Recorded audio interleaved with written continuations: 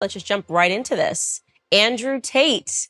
Long time. I know, it's been a very long time. Very long time. Actually, I met you downstairs at the Ritz. Correct. George and I were engaged at the time. Yep. And I probably was very swept up in George and barely got time to talk to you, but I do remember you being very polite.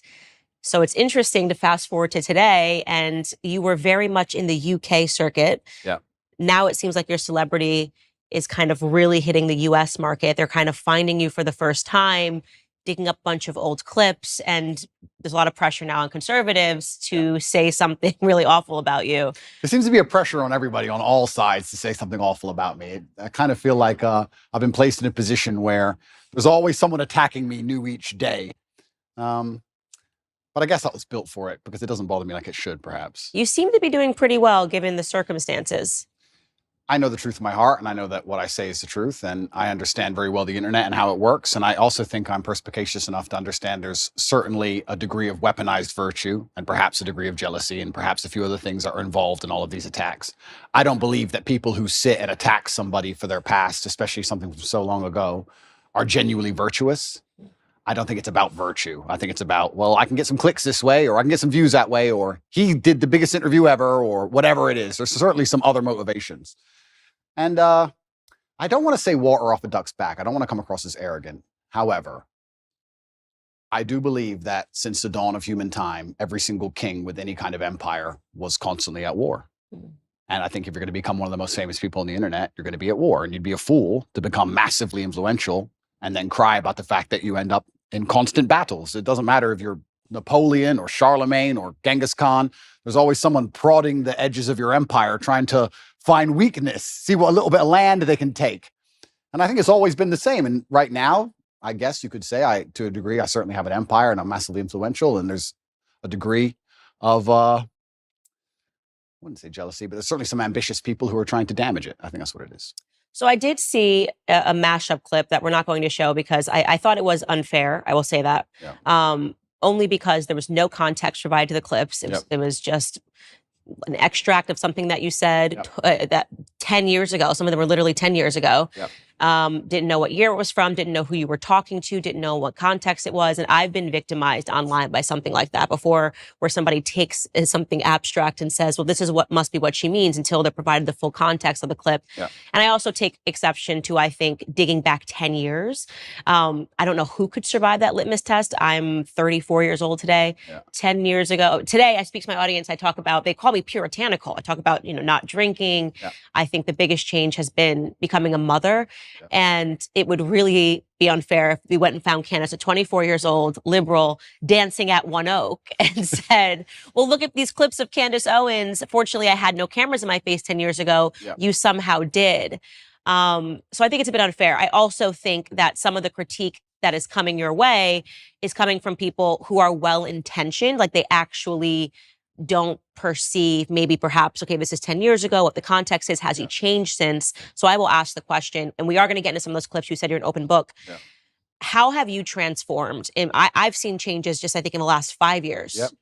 Who are you today? How have you transformed? That's a very good question. It's also very important when you talk about Candice from 10 years ago. The idea that you did something 10 years ago, which you would no longer agree with, is one thing. But the second thing, to come along to the conclusion that you now have no value to add to the world would be massively unfair, right? Everybody changes, and that's fine. I'm not the kind of person who's going to sit and apologize for his past. I believe all's well that ends well. I believe we're humans and we grow and we learn. I'd be a fool and I'd be disingenuous to sit here and pretend I was sorry for something I did in the past. And I'm not going to do that. I'm going to be very honest to everyone at home. I've talked at length for a very long time about my history and the fact I used to run a webcam business, and I don't feel guilty for that. I know that's maybe what they want from me. I don't feel sorry for that. I've never hurt anybody. It has nothing to do with my current criminal case. Everybody who worked for me was very positive. In fact, my number one supporter is currently online, and my best lifelong friends and some of the letters I got in jail were from people who worked for me at that time. And I had a business. And I'm not going to sit here and try and pretend that I feel guilty or I feel sorry for that. I'm from a low-income background. I did what I had to do to survive.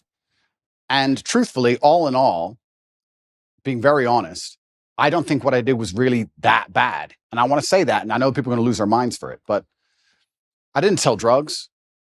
I didn't kill anybody. I mean, what did I do? I found a gap in the market and I helped some people organize some accounts on an internet website. That's what I did. And they're going to try and criticize me and crucify me for the next 100 years because of it, because of clips that were made 10 years ago.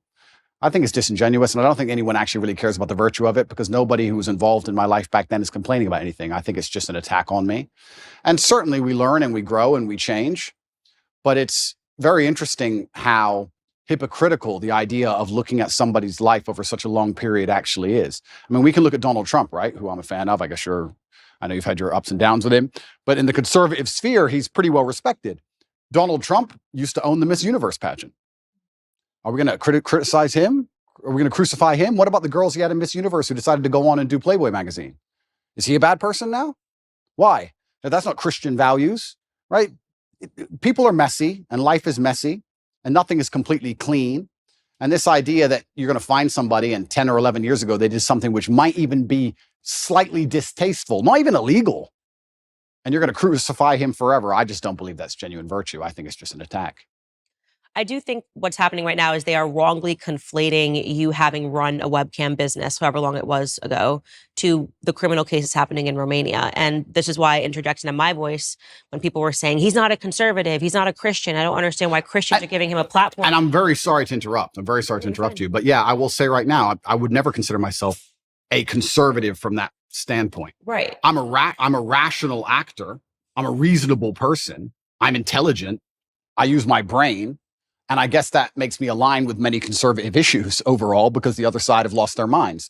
I don't wake up and stand there as a conservative figure. I don't consider myself a conservative figure. I've just ended up aligning with them on a lot of core issues because I'm a forward-thinking, rational person. But I'm certainly not I don't stand up and say, hey, I'm a conservative. I'm not interested in whether the conservative want to embrace me from that perspective or not. I have no interest in that. I wasn't even particularly political until my recent debacle, where I realized a lot of things about the world and how avoiding politics will not save you, unfortunately. Yeah, that's one of the things I pointed out. I said, he's never said he was conservative. Why are we? He is not identifying as a Christian. So why are we suddenly using that as whether or not a Christian, a conservative, can put him on a platform and talk about something that is relevant? And something that is relevant is whether or not you are being wrongly or unfairly persecuted by a government. Yeah. I have spoken on my platform after examining the charges against Harvey Weinstein. He's clearly not a conservative. He's about as far left as it really gets. Yeah. But that doesn't mean that I don't have an interest in whether or not he's guilty or not guilty, and whether or not he was persecuted because of a overtly political movement like Me Too. So I do not like that these things are being conflated, but I want to park that aside because we are going to get into your case and just stick with what you just said about the webcam business. So you say you don't have any guilt for it. I'm not sorry. I don't operate in that frame. I don't think it's an intelligent way for a man to go through life to say, I'm sorry. At a younger age, I did the best I could possibly do, and I did the best I believed at the time. And you grow from it and you learn. And perhaps there's times in your life where you look back and think, well, maybe I would have done this differently, because hindsight's always 20/20. But every rapper sold drugs. Like, you get to a certain stage in your career where you no longer sell drugs and you don't do it anymore. But that's part of the life journey, and life's messy. And I'm not going to sit here and apologize to any conservative who wants to sit me down and try and give me some moral high ground garbage. I'm not going to listen to it. I had a very rough upbringing, a very tough life, and it could have been so much worse in so many ways. I've done nothing illegal. I've never hurt anybody. Everybody who was involved in my life back then are massive supporters of me. And I think it's very hypocritical for someone to sit, look at a situation they were not involved in and don't understand, look at old clips taken out of context, and then tell me and a whole bunch of people who were in my life who were all perfectly happy that something bad happened and something wrong happened. I don't think that's genuine. And for that reason, I'm not going to sit and be preached to by these people who are imperfect themselves. Everybody's imperfect. And another thing that's really important, we talk about Christian values. I also think that I find it very interesting and ironic that I'm somehow the problem, and that these Christians feel like they need to come and attack me now in the name of Christian values. I think Christianity has much bigger problems than Andrew Tate and some old clips. I think they have much bigger problems that are happening in their churches on a daily. I think you can go to a Christian church in a lot of America and be very disappointed in what you've seen. I don't think I'm the problem with Christianity. And yeah, it's very interesting. But there was a webcam company, and I've talked about it at length on many different podcasts. I had a business. Many girls on there were perfectly fully clothed and would paint pictures or sing and dance and laugh. I've talked about this at length. I've had nothing to do with it for 10 or 11 years, and nobody was ever hurt. And I am not sorry for it. I don't see why I should be. Okay. So the way that I read you, and you can definitely let me know if I'm wrong, obviously, because you are you, is that people that don't come from a lot, me and you, obviously, um, obviously have different decisions that lay before us in life than people that come from everything, or people that come from a very stable household, two loving parents.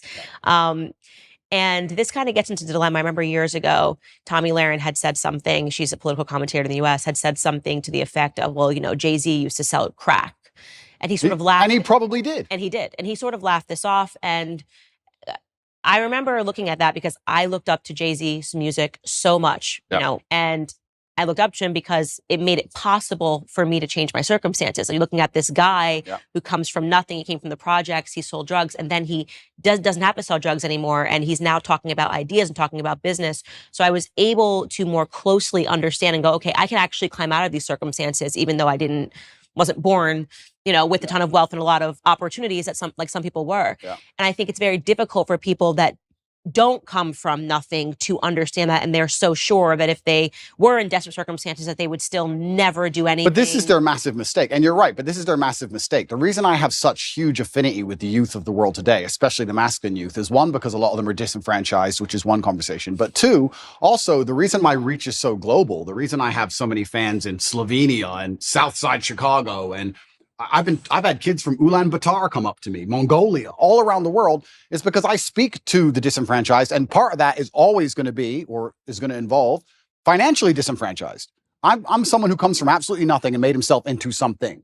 And unfortunately, there's a rocky road sometimes, like you just described with Jay-Z, to get that done. But if I would have been born into a perfect family, like you said, two loving parents, family was rich, white picket fence, and I was saying all the same things, then they wouldn't have the same affinity.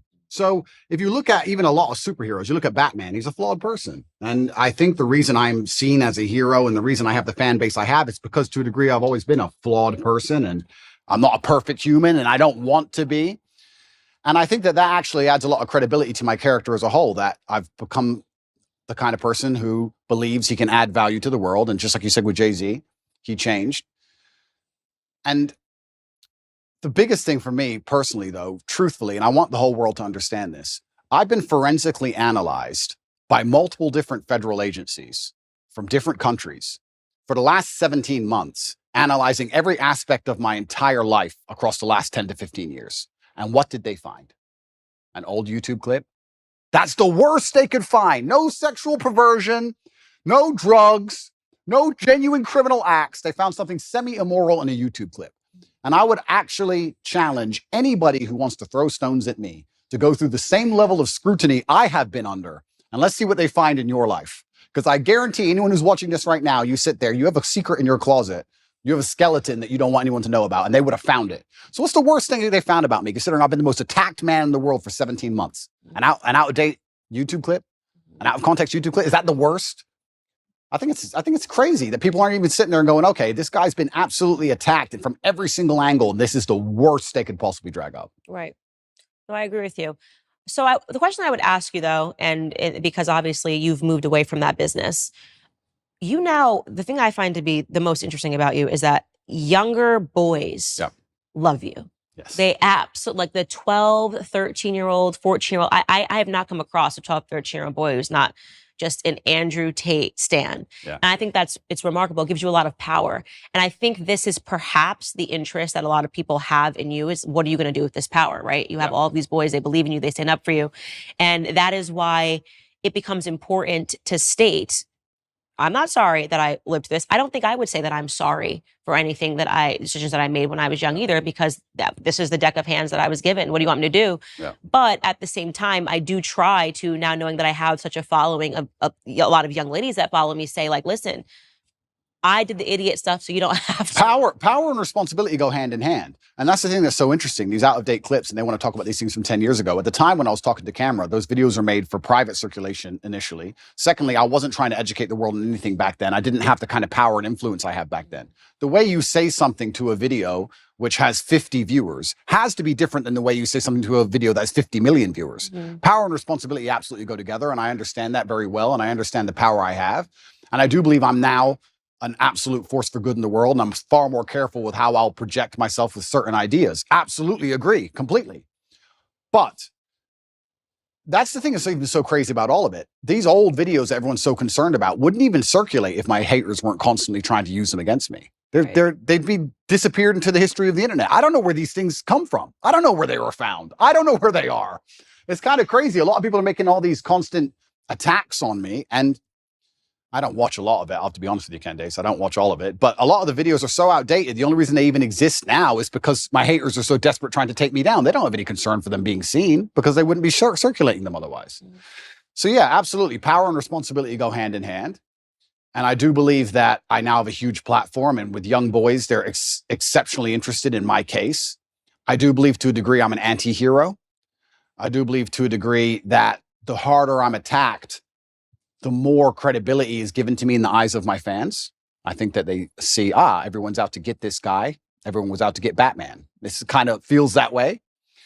And I do try and lead everyone down a good path and say extremely positive things. And I don't think anybody is finding any clips from the last 5 to 6 years which have anything negative in them. Right. I think you've changed. That's why I say over the last 5 years, I think there's been a seismic shift. And speaking to boys, the younger boys, I think one of the things that they're really suffering from, I get tons of responses rather unexpectedly whenever I talk about the topic of pornography on my show. And it's one of those things that, again, if you found Candice 10 years ago and you asked me about pornography, and by the way, this was actually implanted into my head from a health school, like from health education, where they would say pornography is healthy, people should watch pornography, people should engage in pornography, it's okay if you're in a relationship for you to watch pornography. And then I had a huge wake-up call when I spoke to Tim Ballard, he runs Operation Underground, and then I realized how closely pornography is related to human sex trafficking. Real sex trafficking, not TikTok sex accounts. Trafficking. And yeah, we should talk about that because they are kind of stretching the definition of sex trafficking. In your case, I've taken a look at it.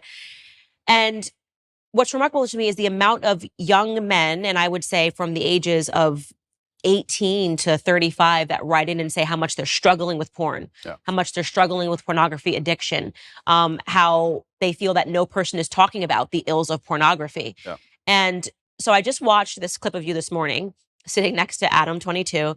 You were ever interested in doing your first ever double penetration scene that me and Lena, I mean, I don't want to speak for you, but I feel like, yo, dude, would he be a suitable candidate? Andrew Tate, can I tap him in? I don't know.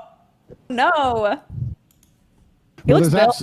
Can I fill in real quick, Andrew? You're out, Aiden. We canceled you. You're not in this conversation anymore. Fair enough. Go ahead, Andrew. Would you double penetrate her, bro? Would you do that, Andrew? Go ahead. Finish the answer question. If all pop together, is that chill? There's absolutely 0% chance of that happening.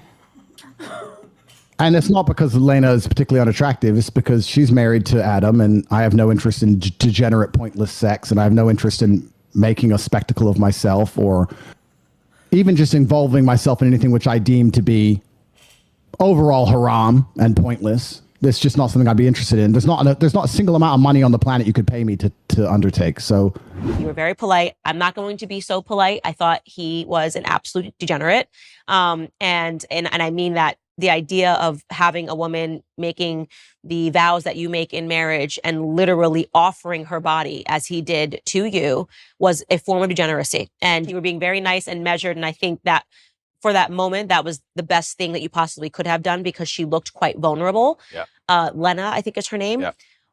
But how do you reconcile that now, right? You're in a circumstance like this. You're being polite. You did say I'm uncomfortable. You did say that I would never do this. And I think that was really important for you to say. But you're not the same person. I mean, how did you? Yeah. Even reflecting on it. It's so disgusting. He offered you his wife. It is pretty disgusting. And it's also pretty misogynistic because he didn't ask her. He No. offered her. I felt sorry for her. So I was very measured with my conversation with them because I felt sorry for her. I could tell she was nervous. She was swinging on the chair back and forth. She didn't want to be there. She felt extremely nervous. And I think that only a coward would berate a very nervous, very scared woman, even if she did something which I personally disagree with, even if I think Adam is personally, he doesn't align with my morals, because she was so nervous and because she was so almost afraid she looked. Mm-hmm. And I think she expected me to go at her hard. So I just felt sorry doing it.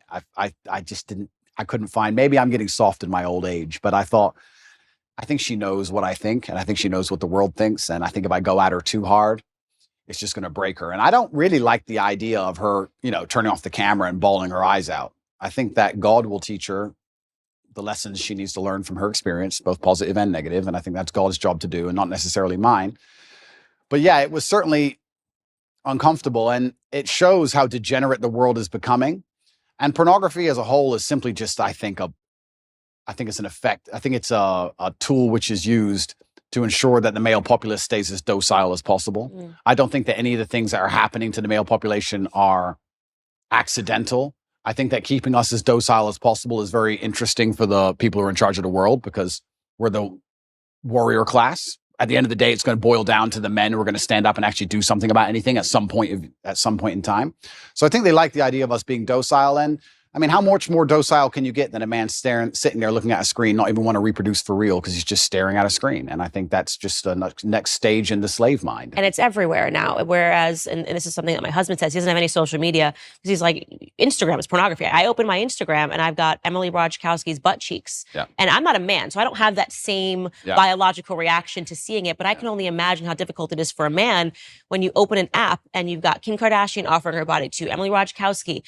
Even if you're walking down the street, I've realized even how desensitized I've become to pornography, because you see an ad for Gucci and for whatever reason, she's got to be completely naked while she's holding the bag. I remember in my lifetime, there were music videos that got censored or banned or can only be played after 10 or 11 at night. And if you watch them now, you'd be like, what? For what? What is that? A bikini? Like, it's nothing. It's amazing how quickly it has degenerated. And yeah, absolutely. And we're all degenerating with it. Like I've realized the fact that I don't have a reaction to seeing the half-naked woman holding a Gucci bag means that I have been desensitized to pornography. And I can only imagine what that does to men. Oh, completely. And but this is what the powers that be want. They want to make sure that the male populace is as docile as possible. And they do that with a large array of weapons. And they do that with a web of tools. And I believe that I'm the counter to that, which is the reason I ended up attacked in the first place. But unfortunately, when you buy into the slave mind programming, you not become the kind of man who can easily attract a woman, because you're not attractive to females as a whole. So how do you satisfy yourself? You end up sitting there staring at a screen, and they convince you that's a good life to live as a man, and that's perfectly fine and perfectly normal.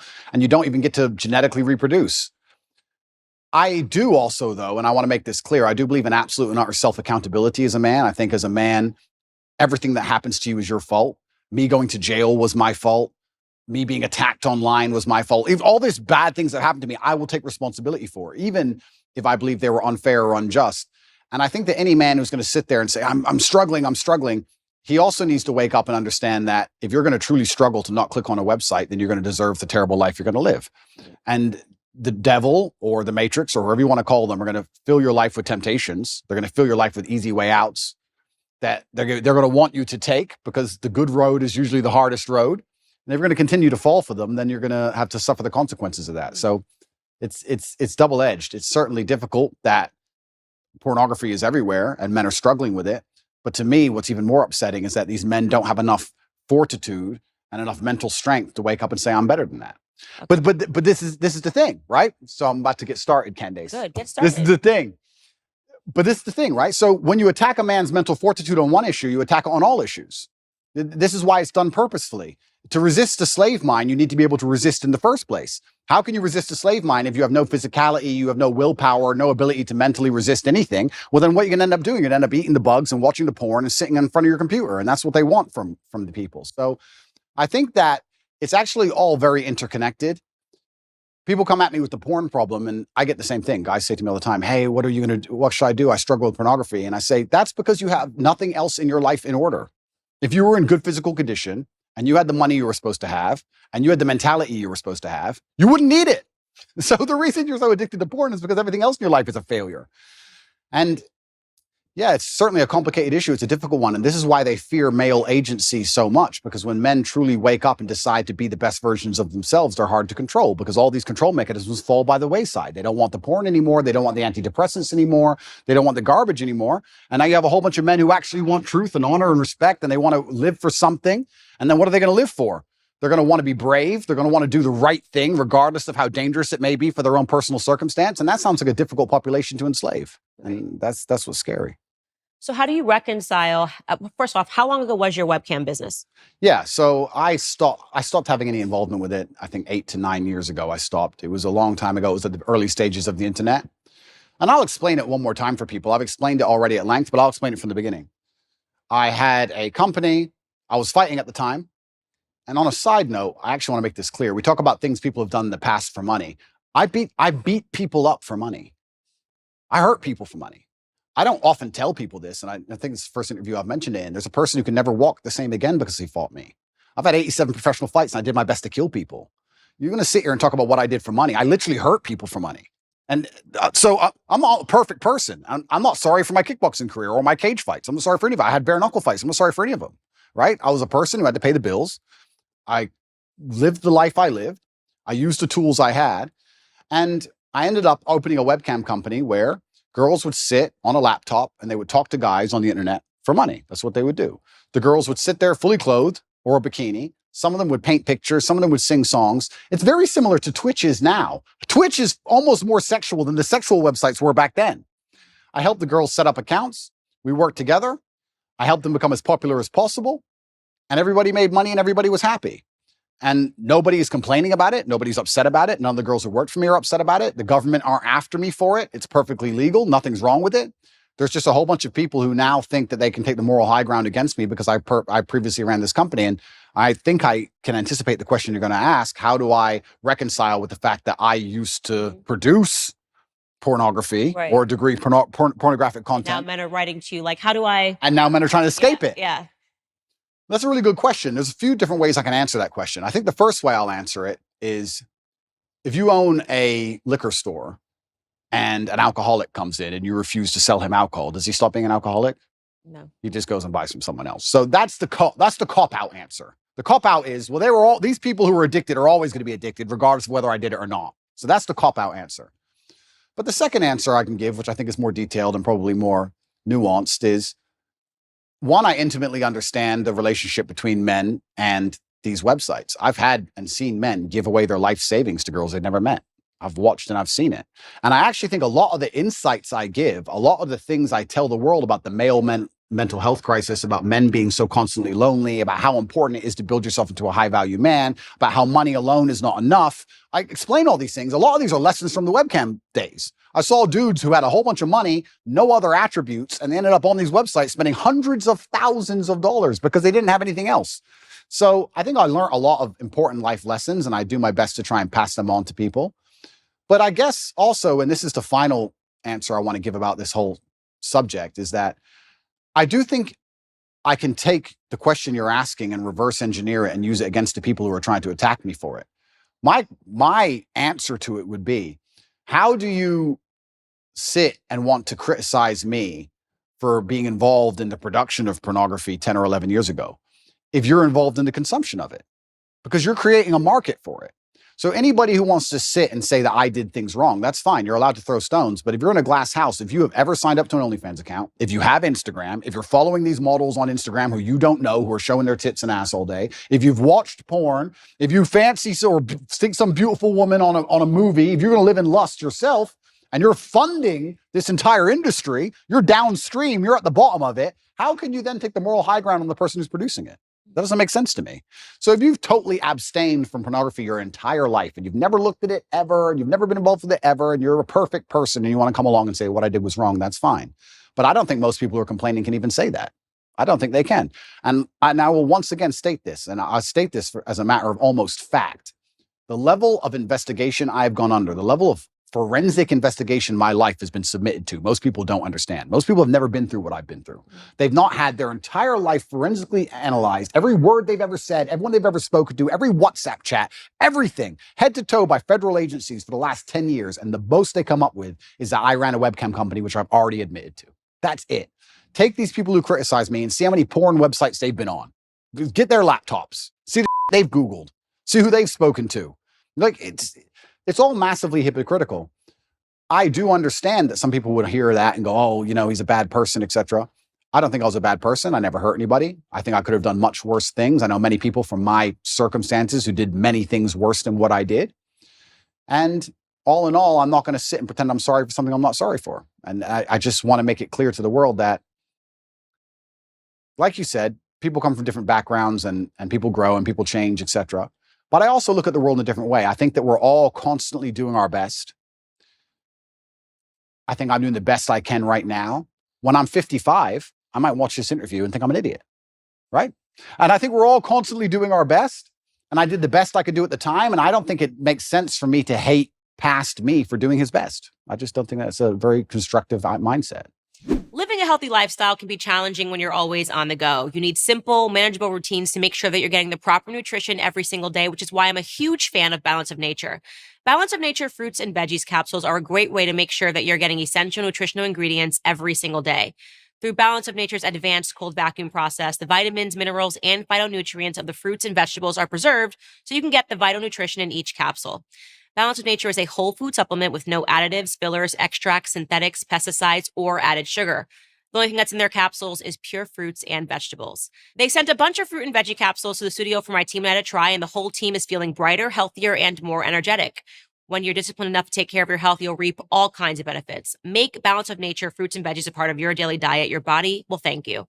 For a limited time this summer, when you become a preferred customer at Balance of Nature, they're throwing in a free fruit and veggies travel set, giving an additional $25 off your first order.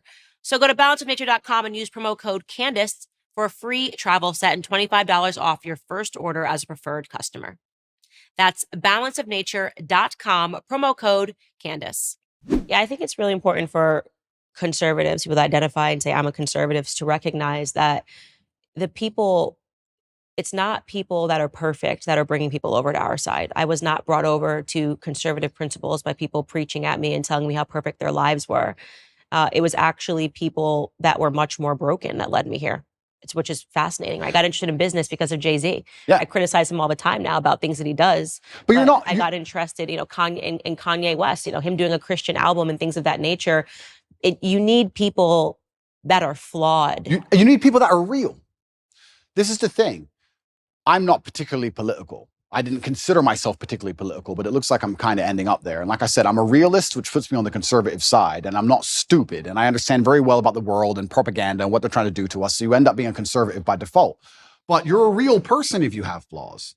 If you want to sit and tell a disadvantaged youth growing up in the south side of Chicago how he's supposed to live his life from your perfectly manicured garden and your white picket fence, you're not going to get through to that person. They don't care what you have to say. It actually becomes a bit of a turnoff. Absolutely. It's like those are things about me that I don't think will ever change, which is why I get your following. I get what people like about you. It's why you say the disenfranchised follow you. And I think it's important for people to understand that. Like, there was no way, and I still have no respect for her at all, but it's why I snapped so hard at the Meghan McCains. I'm like, who the hell are you? What have you done in your life that you think I'm going to take advice? What, you've just been someone's daughter, right? What have you worked for? Absolutely. What have you survived? Tell me something that you lived through in your life that was a struggle. You can't. Yeah. Because your life has been perfect.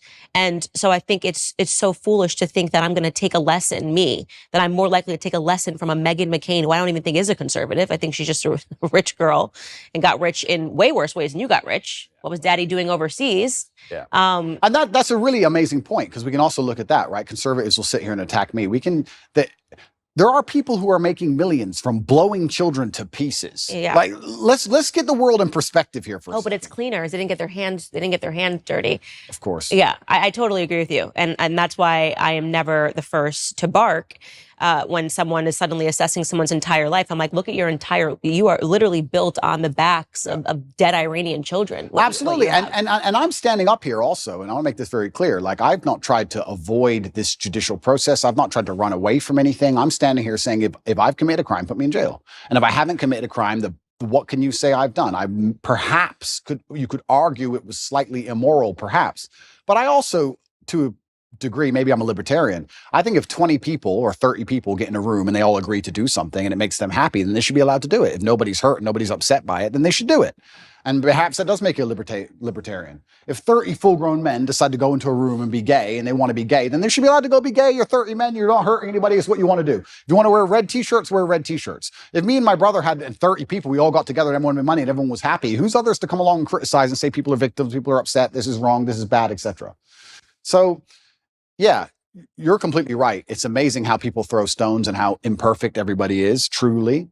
And I think the best thing you can do as a man is obviously learn your lessons from your life and try your best to pass them on. I feel like I'm doing that to the best of my ability, but also another thing that conservatives is going to blow their minds, is going to really upset them. What they don't understand about, especially the strength of my message, is that to especially the young boys of the world, I'm cool. I'm cool. And I know they think that doesn't matter, but if you want to sit behind a desk and go, the Republican Bill 304, you're a dork. So no one gives a shit, right? You're a nerd. I've got the big cars and pretty women, and I live the lifestyle. If you want to really capture the youth of today, you need to get some kind of affinity with them. They need to at least want to be you to a degree. You need to at least be their hero to a degree. This is where liberalism wins. I don't think a lot of conservatives understand that liberalism's sexy. You do drugs, you run around, you burn stuff. It's cool. You get a party. Because what do conservatives do? Stay home, stay home, stay. It's boring, right? At least what they don't understand is that conservatives will sit there and go, he's a terrible role model because he has all these pretty girls in this fast car and he's a materialistic. That's the reason I can actually help the world. That's the reason young boys will listen to me. You said it yourself, 14, 15-year-old boys, they'll look at my life and go, okay, I want to listen to this guy. They don't want to listen to me if I sit behind a desk and read Republican Bill 308. I don't read that crap. I don't know. And they don't care. I agree with you. I mean, I think one of the criticisms that I've faced was that I care too much about culture on my podcast. I'm like, culture is interesting. Culture is what is changing minds and changing hearts. 100%. So if we don't want to compete with liberals in the cultural space, then what are we doing this for? 100%. Right? What do you think the young kids, do you really think that they're, like you said, following a Senate bill that just hit the desk? Or do you think that how you convey that to them and how you're talking about ideas actually matters and culture matters? And it's something that conservatives gave up many years ago. And they wonder why they lose. And then we call it... Trump was cultural. Trump was cultural. Yeah. Trump was fake news. Yeah. Trump was a hero. And to be a hero, you have to be attacked and you have to be an imperfect person. And that's the reality of the world. And culture is super important. And you're right in regards to conservatives giving up. I'm trying to think of conservative culture now. I mean, I like to think that we're making degeneracy unpopular. I like to think that there are some good voices out there that is making God cool again. I actually like to believe the pendulum is swinging. I do believe it. And I see it online. And it's a combination of so many small things coming together almost in perfect timing. But it is cultural. You need a cultural shift that moves away from this insanity. And you're right. If you just want to sit there and just preach, nobody's going to be interested in it. And I also think that especially in the masculine realm, I can't talk for being a woman, but I can talk for being a man. In the masculine realm, we certainly like to see people lead by absolute and utter example. Because traditionally, we would be following our commander or the man we respected into war. So we'd like to know he can at least fight. You like to see he's at least brave. You like to see him lead by example. And I think especially if conservatives want to win the culture war, then they need to lead by example. If you're going to be a conservative preacher and you want to tell men about how they should live their lives, you should be as strong as possible. You should look in shape. You should be big. You should show you're motivated, you're disciplined. You should absolutely, of course, we all have vices, but you should be very disciplined with your outlook. You should make it very clear to the outside world that what you've done wrong, what you haven't done wrong, you should take accountability. I think you need to lead by example. I don't think you can preach to men. I don't think you can preach to young boys. I think that's the reason why they don't do so well in school in general. I don't think that's the reason why they're disenfranchised. I think you need to just lead by example and let them follow. And I feel like I'm kind of doing that by just standing up and saying, no, this is who I am and I'm unapologetic for it. And this is what I've done. And this is what I intend on doing. And I'm going to try and save the world. So I want to shift gears here and talk about your dad, because I'm quite fascinated by your dad. He passed recently. Yeah. How many years ago? 9 years. 9 years ago. Yeah. But wow, just wasn't at all what I was expecting. A chess champ, served the country. His name was Emery. Yeah. Really interesting to talk about just, I guess, your upbringing with him as this chess champ. How did he get into chess? Yeah, I do believe I had the best father on the planet. A lot of the things I regurgitate are regurgitated from him. A lot of the things I say, he literally said to me line for line. I believe that he was very morbid in his approach to life, and he wanted me to understand that he will not be here forever. And he wanted me to understand that when he is gone, I had a duty to fulfill. He talked about dying a lot, which I guess is kind of unusual, but he would, even though he was relatively young. He died when he was 58. But he was a chess professional. He was a professional chess player. He was one of the best chess players in the world. And he what's most interesting about him is he almost predicted the future absolutely and utterly perfectly. He was talking about the Ukraine-Russia war back in 2013, and he was talking about how the gay people can't have children, so they're going to come for your children. Trust me, that's what they're going to do. The children are next. Like, he'd say all these things back like 10 or 11 years ago, and I'd be like, all right, Dad, you're a bit crazy. Calm down. But I guess when you're a chess player, you see the future. And he raised me with absolute accountability, and he certainly raised me and Tristan to be. He understood what the world expects of men, and he raised us to be strong. And even when we were in jail, my mother would call, I'd speak to her on the phone, and she'd say, how are you doing? And I'd say, oh, don't worry. And she would say, yeah, Dad raised you for this. Like, we were always raised to be warriors. So I don't think I could have possibly ever had a better father. I'm going to miss him forever. And I think the best thing I can do is be the best version of myself to give honor and respect to him. And I think that's the best thing. Where did he pick up chess? It's quite unusual. He's American. He was American. Yeah. Black American. Yeah. I don't know too many Black American chess players, full stop. Yeah. Where did he pick up chess? He taught himself. And he taught himself, and he just read a couple books. I think he read 3 chess books and ended up being one of the best players in the world. And it's incredible. It's incredible. But it's actually interesting when you talk about, we were just discussing affinity and how people are imperfect people and how it allows you to actually teach things better. My father, towards the end of his chess career especially, made most of his money teaching chess in inner city schools because he's a big Black guy. Mm-hmm. So the children would be like, okay, I'll listen to this man. You're right. So it's amazing how affinity is real, and coming from a certain socioeconomic background is real. And, we all talk about how ridiculous racism is, but also to a degree, pattern recognition is real. I look like him. I can be like him. These things are real. So yeah, he did fantastically well in terms of teaching, especially disadvantaged children. And he taught himself, and I wish I had his mind. I'm not nearly as intelligent as he was. I wish I was. You gotta be real smart to be a good chess player. You've got to be better than smart. I actually think you go beyond the realm of smart into I wouldn't say he was on the spectrum, but you certainly get to a new level of socio interactions. Do you understand? I'd go to chess tournaments when I was a kid, and everybody there would be a world level chess player, and everyone was a bit strange, a little bit. I don't know if it's like that anymore. I see the chess communities now moved online. There's a lot of them playing online, and they seem a lot more normal than the grandmasters I remembered. I remembered old grandmasters, half drunk, ex-KGB, shaking at the board. Yeah, like it was a bit different back then. But yeah, I wish I had his level of intellect. He was certainly the smartest person I've ever known. And even when he died, I got endless emails from people I'd never heard of who just said, I worked with your dad, and I don't think you understand how smart he was. He served America, yeah? He served America. He was in the Air Force, and he was a linguist for the CIA. He joined the Air Force and ended up being a linguist for the intelligence. What other languages did he speak? He spoke Russian, German, Spanish, and English. But officially, he was supposed to speak Russian. He assimilated Russian in 2 weeks. I think he holds the Air Force record.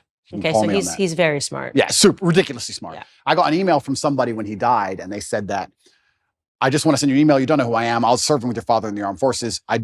You tell everybody your dad was smart, and they're not going to understand how smart he was. And I want to give you a quick story. I was living with a Russian woman, and I already spoke Russian conversationally when I began the Air Force training to learn Russian. Your father knew nothing, didn't know the alphabet, didn't know nothing. And within 2.5 weeks, he was correcting everybody, including the professor on Russian.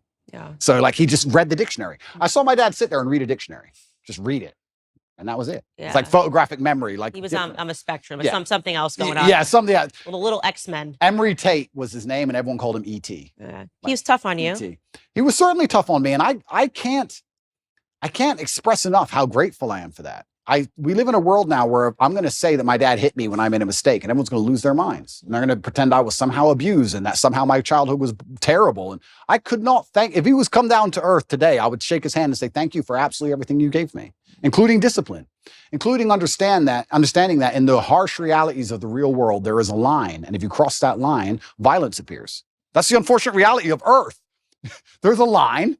And if you cross it, violence will appear, either from a cop or from a guy on the street, or from someone you don't like, or even a friend will turn on you, whatever. There's a line that shouldn't be crossed. And I learned that from a very young age, and I'm very thankful for that. I'm not sitting here saying a kid should be abused. There's a difference between abuse and discipline, of course. Everyone with a brain understands that. But he was extremely tough on me. And if I could change anything about my childhood, I'd only wish he was tougher. Because life's tough. Life's hard. And I think that the best thing you can possibly do as a man is prepare for the endless difficulty that's going to come your way. There's no way out as a man. You're either going to have a very difficult life to become somebody important, or you're going to suffer the difficulty of being invisible. What do you want to do? You want to be invisible and just hide and work in Starbucks and never have a girlfriend who truly loves you and nobody care if you live or die? Or do you want to go out there and be top G and be the most famous man in the world and have government agencies trying to lock you up for no reason, putting you in a dungeon? You have to make a choice. It's going to be difficult either way. So I think if you have a son and you're not preparing him for absolute difficulty, you're doing him a disservice. I think that's what has to happen as a man. And I've said this many times before, but I'm going to say it again. I don't think many people understand exactly how competitive the masculine world is. Men are constantly in competition with each other. We always have been. We used to go to war and fight and kill each other. I guess in some places we still do. Maybe that's calmed down a little bit. But in the masculine world of today, everybody is constantly competing for everything. The car that you want, other people want. The woman you want, other people want. The house you want, other people want. You're competing to have all of it. And how do you do that? You do that through status and money and influence and power. It's war. I don't think many women realize that when two men even meet each other for the first time, it's like an unspoken, maybe tiny bit at the back of the mind. There's a tiny analysis of, could I fight this man? Yes. That's real. It's super real. You go up and say, hello. He's more than a one-punch issue. It's it. Oh, he's one punch. He's one punch. He's 3 or 4. That's the reality of the masculine world because we've evolved, if you believe in evolution, but my views are mixed, but we've evolved to be in this position where we're constantly analyzing possible threats and we're constantly analyzing people who perhaps are on our team or snakes, etc. And I think that not many people understand exactly how brutally competitive the masculine world is. And I think the worst thing you can do for a son is just to raise him in a bubble. My dad, I'll say it here, people lose their minds. My dad used to just randomly push me over. I'd be like 3. He just said, not hard, but just get up, boy. Okay. And mom would be like, why are you doing that, son? He's like, you get pushed over. That's life. My mom hated that he did that to me. But yeah, I can give him nothing but praise. I'm really so thankful I had the upbringing I had. Do you think he's proud of you? I'm certain he's proud of me. And it's amazing how much strength I can get from that. It's amazing how much strength you can get from knowing that your ancestors are looking down on you and you're doing your absolute best. I also believe that God can be proud of you when you do your absolute best. And I don't think many people genuinely do their best in the world anymore. When I say do your best, people sit and go, oh yeah, okay. No, when's the last time you actually did your best? Like, I don't train to run marathons, but I know if I gave my best, I could run a marathon right now, first try. If I gave my best, life depending on it. When's the last time people have genuinely given their best to anything? There are people going through the world and going through life today that don't give their best or 100% effort to anything ever. Ever. They can't even remember the last time they tried. So when I'm sitting in a dungeon, I'm sitting in a Romanian jail cell, I understand that it is a chance that God has given me and my ancestors are watching for me to do my absolute best and to show to them that I am the man I say I am. You can't become the most famous man in the world for mental resilience and God not test your mental resilience. I think that would be a very amateur way to view the world, that you can now become one of the most famous men in the world who talks about mental discipline and mental resilience and God's not going to test it. I think God's going to come along and say, okay, you want to be Mr. Famous. All right, let's see what you have.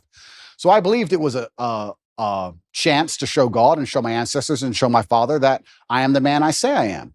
And it's amazing how much strength you can draw from that, because I don't think many men especially understand that even if you don't have the strength to be a hero for yourself, you should have enough discipline and enough honor to want to be a hero for somebody else. And if you have other people you truly respect, you should want to be a hero for them.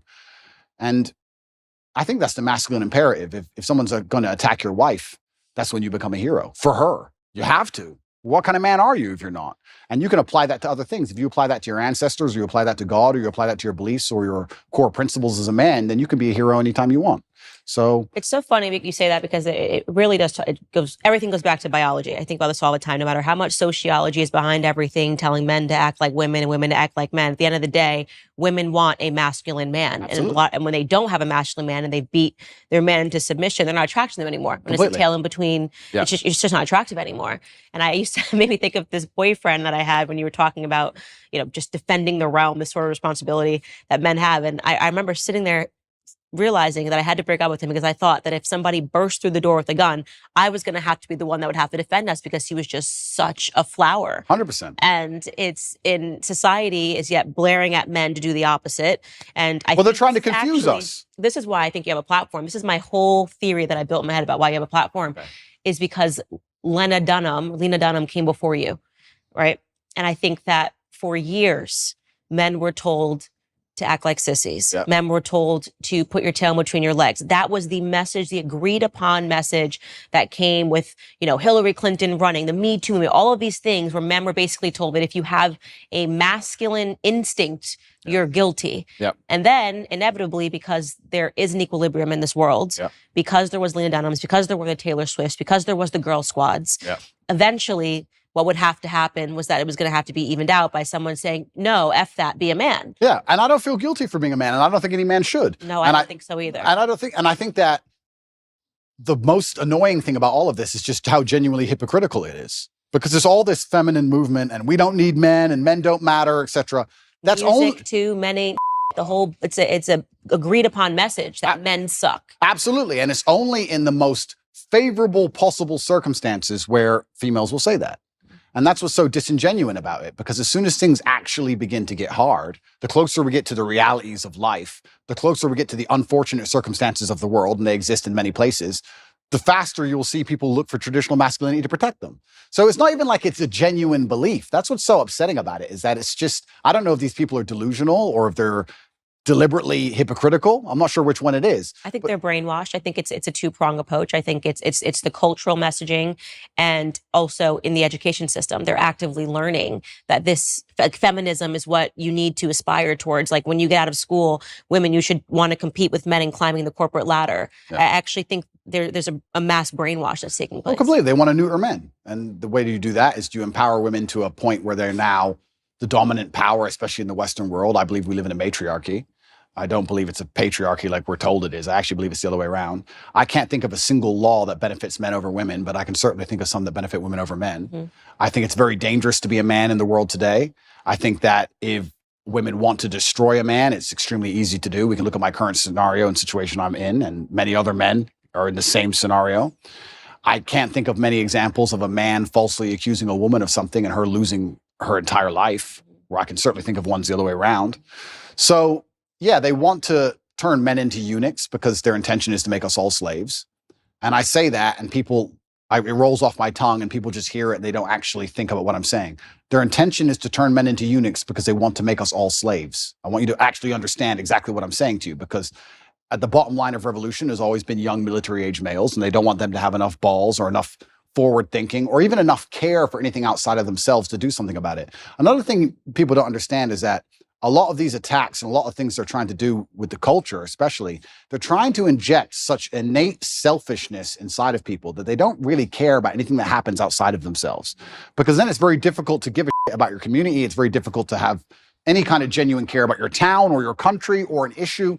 No, they just want you to be self-absorbed, semi-depressed, because depressed people don't fight that hard, watching porn, living inside of your own mind, convinced that somehow you're oppressed for some reason, on the internet typing tweets. That's what they want you to do. And they're going to try and keep you there. And genuine masculinity, yeah, to a degree it's protective, and to a degree also it has parameters. You can't be a man who doesn't say no. You can't be a man who doesn't have standards for himself and for people around him. I'm got labeled as ultra misogynistic because I believe that a man should have standards in his relationship. I believe a man should avoid dishonest people, male and female. You should avoid, if you're a dishonest person, if you lie, if you're going to deceive me, it doesn't matter if you're a man or a woman. I don't want to have anything to do with you. I was sitting talking on a panel show saying that women who are dishonest and promiscuous are not the kind of woman I'd ever want to associate with. And I was labeled misogynistic for that. So it's crazy how they'll attack you, and they'll attack you so violently and so endlessly and repeat it so many times in a bid to beat your soul down. That's what they want, especially from me. I truly believe I'm the number one prize for them to get. If they can get me to just give up. If we can get Andrew Tate to just give up, being a man's bad. Come on, Andrew, say it. And it's like, it's dangerous, one thing, but it's actually genuinely also sad. When I analyze the situation in the world we're in today, part of me feels sad that we've ended up in this place where the people who are in charge are so evil and their plans are so heinous and the consequences so dire that they know they can only implement them if they genuinely remove the warrior spirit from every man on the planet. Yeah. It's kind of sad. And the warrior spirit is really important. And it's something that I speak about a lot, that men need to go be men. Even in the capacity of my marriage, my husband needs his guy time. I need my girl time. Yep. The masculine and feminine, it's very important. The fact that my husband hunts and shoots and does these things, that's very attractive to me. Yep. To know that if the grocery store is faded away, that he could go catch dinner. Absolutely. You know what I mean? That he knows how to skin an animal. Absolutely. And they poison that. Look at the hunters. Look at the way they view hunters. They look at people in the South. Yep. This is why they know how to ranch. They know how to farm. They know how to survive on their own, which is why they start to poison that mentality, which is why I think it's really important that you're speaking to young men about why it is okay to be a man, giving them permission to be a man in a capacity that I can't give them that permission. In the same way that I try to give women the position to know that don't allow them to delude you to believing that this is femininity. It is not femininity, Lena, to have your husband offer your body to another man on camera. That's the poisoning. They teach women that this is sexual freedom, that this is sexual liberation. Yeah. I looked at that and I saw a slave relationship. I saw a master offering his slave to another person because he was just so, I just love Andrew Tate. Would you like to see with my wife? I would be okay with that. That is horrific. That is not femininity. That is not masculinity. Correct. I absolutely agree with you on that point. You're totally right there. And I think that's probably one of the most misogynistic things that have happened on the internet in recent times, but perhaps they're on the right side of the political spectrum. I don't know which side they're on, but if they're on the correct side, you seem to get away with things. As you all know, faith is an essential part of my life. My family is always looking for ways to deepen our faith and to grow closer to God, and that usually begins with prayer. But it can be hard to stick to a meaningful prayer routine, which is why we love Hallow. Hallow offers a wide range of guided meditations, thoughtful prayer sessions, and daily reflections that are designed to help you connect with God on a deeper level. With Hallow, you can customize your prayer experience by setting reminders, choosing a prayer theme, and even specifying the length of your prayer session. Hallow is helping me and thousands of others to maintain a daily prayer routine, and it will help you too. So download the app for free at hallow.com/Candice. Not sure where to start? Check out Father Mike Schmitz's Bible in a Year, available on the Hallow app for brief daily readings and reflections. Or you can pray alongside Mark Wahlberg or Jonathan Rumi, who portrays Jesus in the popular series The Chosen. Get an exclusive 3-month free trial at hallow.com/Candice. That's hallow.com/Candice. Hallow, the #1 Christian prayer app in the United States. But it's very interesting what you're saying about your husband and fishing and hunting and stuff. I completely agree with you. And there's another thing about masculinity as a whole that I don't think that a lot of people want to address, but it's something that's certainly large in terms of my following. Because if we break down, if anyone's watching this now and they're trying to understand, why is Andrew Tate so popular? Well, I believe I speak to the base instincts of Base men. instincts. Base 100%. instincts. And one of the base instincts also for men, I don't think a lot of people understand, is to a degree is peacocking and showing off to a degree. And I do that fantastically. But it is. And if you look at men of old, and they used to conquer and they'd wear a feather from the man they killed, or a piece of gold they stole. There was always that degree of flexing, showing off. And I think it's being unapologetically masculine and saying, yeah, I'm a big, successful man and I can afford all this stuff. And this is who I am. And I've worked my ass off and this is what I have. And I'm not sorry about it. And I'm dedicated and I'm hardworking. And no, I'm not. I don't feel like I should have to cower or hide or apologize to the world for any of these things. And I think that's the reason why a lot of men find affinity in my message. And you're right. Baseline masculinity is being attacked, and women naturally don't find it attractive to find a man who's not that way anyway. But baseline masculinity is being attacked because they want you absolutely not dependent on the government, so that the government can decide whether you eat that day. And I don't want to be a pessimist, but I still think in many ways, almost with technological advances, it's going to be very difficult to resist. I think it's actually scary. I don't know how the world's going to be in 100 years from now, but I don't know if there's going to be much freedom left. I don't know about you, but when I look at the things they're doing with CBDCs and electric cars and the way the currency is going to change, it's going to be very difficult to resist without literally starving to death. Mm-hmm. So I don't know what's going to come. So learn to farm. Learn to farm. Hunt, that's learn right. To shoot. Don't let them convince you that's somehow racist and sexist and backwards and veganism. Like, you better learn to do all of those things, because we need men now more than ever, right? Yeah. And also I do believe, and this is going to get me called misogynistic, but I'm going to say it anyway, I do believe we need masculinity, especially in the households, because I believe that women are more emotionally led and men are more logically led. It's true. And I think that the propaganda machine and the news machine primarily uses emotional arguments as opposed to logical arguments. And women fall for the emotional arguments. And women fall for the emotional arguments. So if you have a woman who's in charge of the household and her man can't resist her commands, and they put on the news, be afraid, COVID's going to kill everybody. She gets afraid. Now you have a whole household of people with masks on, 8 vaccines and down the insanity hole. Whereas a man with logic would sit there and do exactly what I did and said, look, all right, let's calm down for 2 minutes. Let's just wait because the news lies. So let's just wait till Wednesday before we start taking injections. Let's chill. So I think also masculinity is needed because what they're going to do when they try and make us all slaves, they're going to use emotional arguments. And they're going to come along with, I was talking about COVID with someone the other day and we were saying how insane it all was. And I said, imagine how insane something like COVID will be once the police force are robotic. Imagine once it's all AI, no mask, done. Like, at least in certain countries, and I know because I traveled the entire world doing COVID, I'll say here publicly on the internet, I broke every single COVID rule. I broke every single lockdown restriction. I broke all of them. Every single one. Never listened to any of them. I broke more. It's a competition. Yeah, so if it's a competition, I broke more. You sure? And from day one, I was like, absolutely not. I didn't even let people that were wearing masks into my house. I was like, my baby will not look up and see somebody wearing a mask in his crib. That's scary. Yeah. Looking like Bane, look over his crib. Like, that's just not happening. Amazing. But yeah, I mean, me and my brother, we moved to Sweden. We resisted the COVID thing from the absolute beginning. We tried our best because Sweden was completely wide open. Absolute insanity. But yeah, even the COVID thing, if you look at it, the emotional argument that was used and how they controlled the world, and they're going to use emotional arguments to control us with everything. I talk about the police force being AI. What they're going to eventually do is say, cops shoot people, humans make mistakes, cops are racist. We're going to give you robot cops that never make mistakes because cops are racist and cops can make mistakes, but these robots never make mistakes ever. And then once all the police force are completely robotic and they've removed all our weapons, you think something like COVID 2.0 isn't coming? You think you're not going to be locked in your house? You think they're just going to let you live in peace and walk around outside? Are you an idiot? And they're going to do all of this with emotional arguments. They're not That's why they want a logic. matriarchy. Absolutely, because with a matriarchy, you can affect it with emotionality. You can sit there and say, the planet is dying.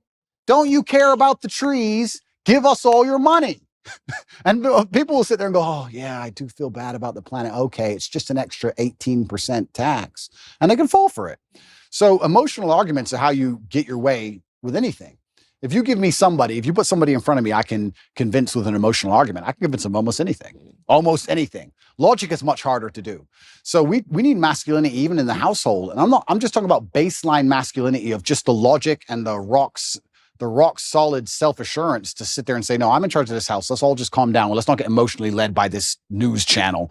And let's be very smart about what we do and how we react to things. And that's why it's under attack. And I think I talk about revolutions and I talk about men being the military age males who are going to eventually stand up, etc. But I'm not be doomsday about anything. I don't want to get arrested for any accusations. But even just having a masculine essence in a household makes the whole household harder to psyop. I truly believe that.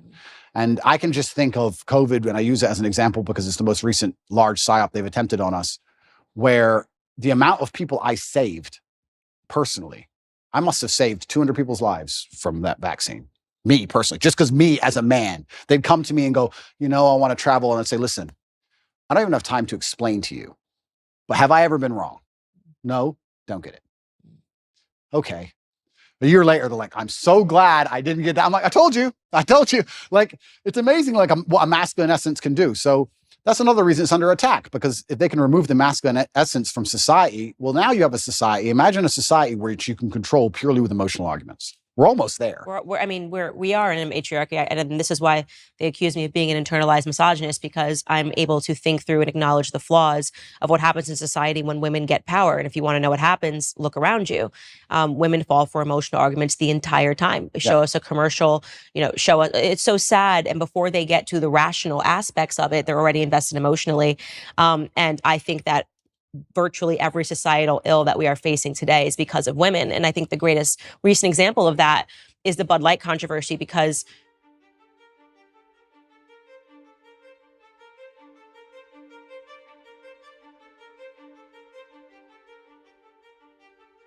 women need to realize how backwards it is that it took men to stand up to say something was wrong when it was so obviously patently wrong. Yeah. Nobody cared for years until men stood up to it. So, yeah. Completely, because it's emotional arguments. And if we also analyze, there's certain things that women can do so much better than men. I said this the other day. I was saying to my brother had his daughter here and my niece was here. And I said, isn't it amazing? I found this amazing. I said, isn't it amazing the patience a mother has with a toddler? I'm like, she's been listening to Peppa Pig for 4 hours. I would lose my mind. I couldn't do it. I simply couldn't do it. So women have this emotionality, which is so fantastic when it's properly used, when it's put in the place it's supposed to be. I would never drop my child off to a daycare full of men. Would you drop your 3-year-old child to a daycare run exclusively by males? No. It'd be weird. It's just something about it is weird. I wouldn't trust the men not to lose their temper with the kid. I wouldn't understand why all these men want to be around these children all day. It would be a very weird scenario. So we all understand innately our gender roles, innately on some level. So women have a fantastic superpower when it's properly used. But like everything on earth, if you have a superpower or any kind of power at all and it's put in the wrong direction, it can be destructive. Water, if it's going through a dam, can power a city. If it's not going through a dam, it's a flood. So we have all this emotionality put in the wrong direction, and now they're in positions of power or whatever, or they're controlling the culture, or they're controlling how households are run, and they can fall for these emotional traps, these very simple, basic emotional traps. It's for grandma. The most basic, dumb level. And I sit there and say, grandma's 98. 98-year-olds die. And I'm not saying she should die. I'm saying 98-year-olds get sick. Who said it was COVID? Prove it was COVID. She got the flu last year. Like, what? Have you lost your mind? But grandma. Which is funny because I think the average life expectancy is 73. So if they've made it to 92, they've done great. They've done great. Absolutely. And I said that, and people thought that that was so harsh and so mean. Because there you go. Harsh, mean, emotionality. Yeah. And emotionality is used against people, which is also why they don't like stoicism, is why when you have a man who's hard to emotionally affect, they also see him as a threat. I've had it from a lot of people. I've had some of the hate mail I've got, and I get a lot of, I probably get about 10,000 emails a day. I'd say about 9,000 of them are support and 1,000 of them are fervent weirdos. And the weirdos are like, you're a psychopath because all this is happening to you. You don't even care. It's like, they're threatened by the fact that I'm stoic. They're threatened by the fact that I won't cry and lose my mind over it. They're like, oh, he has emotional control. He's a threat, because then they can't lie to me. They can't psyop me. And they want you to be emotionally incontinent. And this is another thing they're teaching men. They're teaching men to act out your feelings. Well, why are they doing that? Because that makes you an emotional person and you're easier to control. They don't care that that damages society by extension. Because when you tell men to act out their feelings, that's why you get school shooters. That's why you get rapists. That's why you get murderers. Why does somebody murder someone? Because he's mad. He's acting out his feelings. He's not a very stoic person if he goes, I hate you, bang.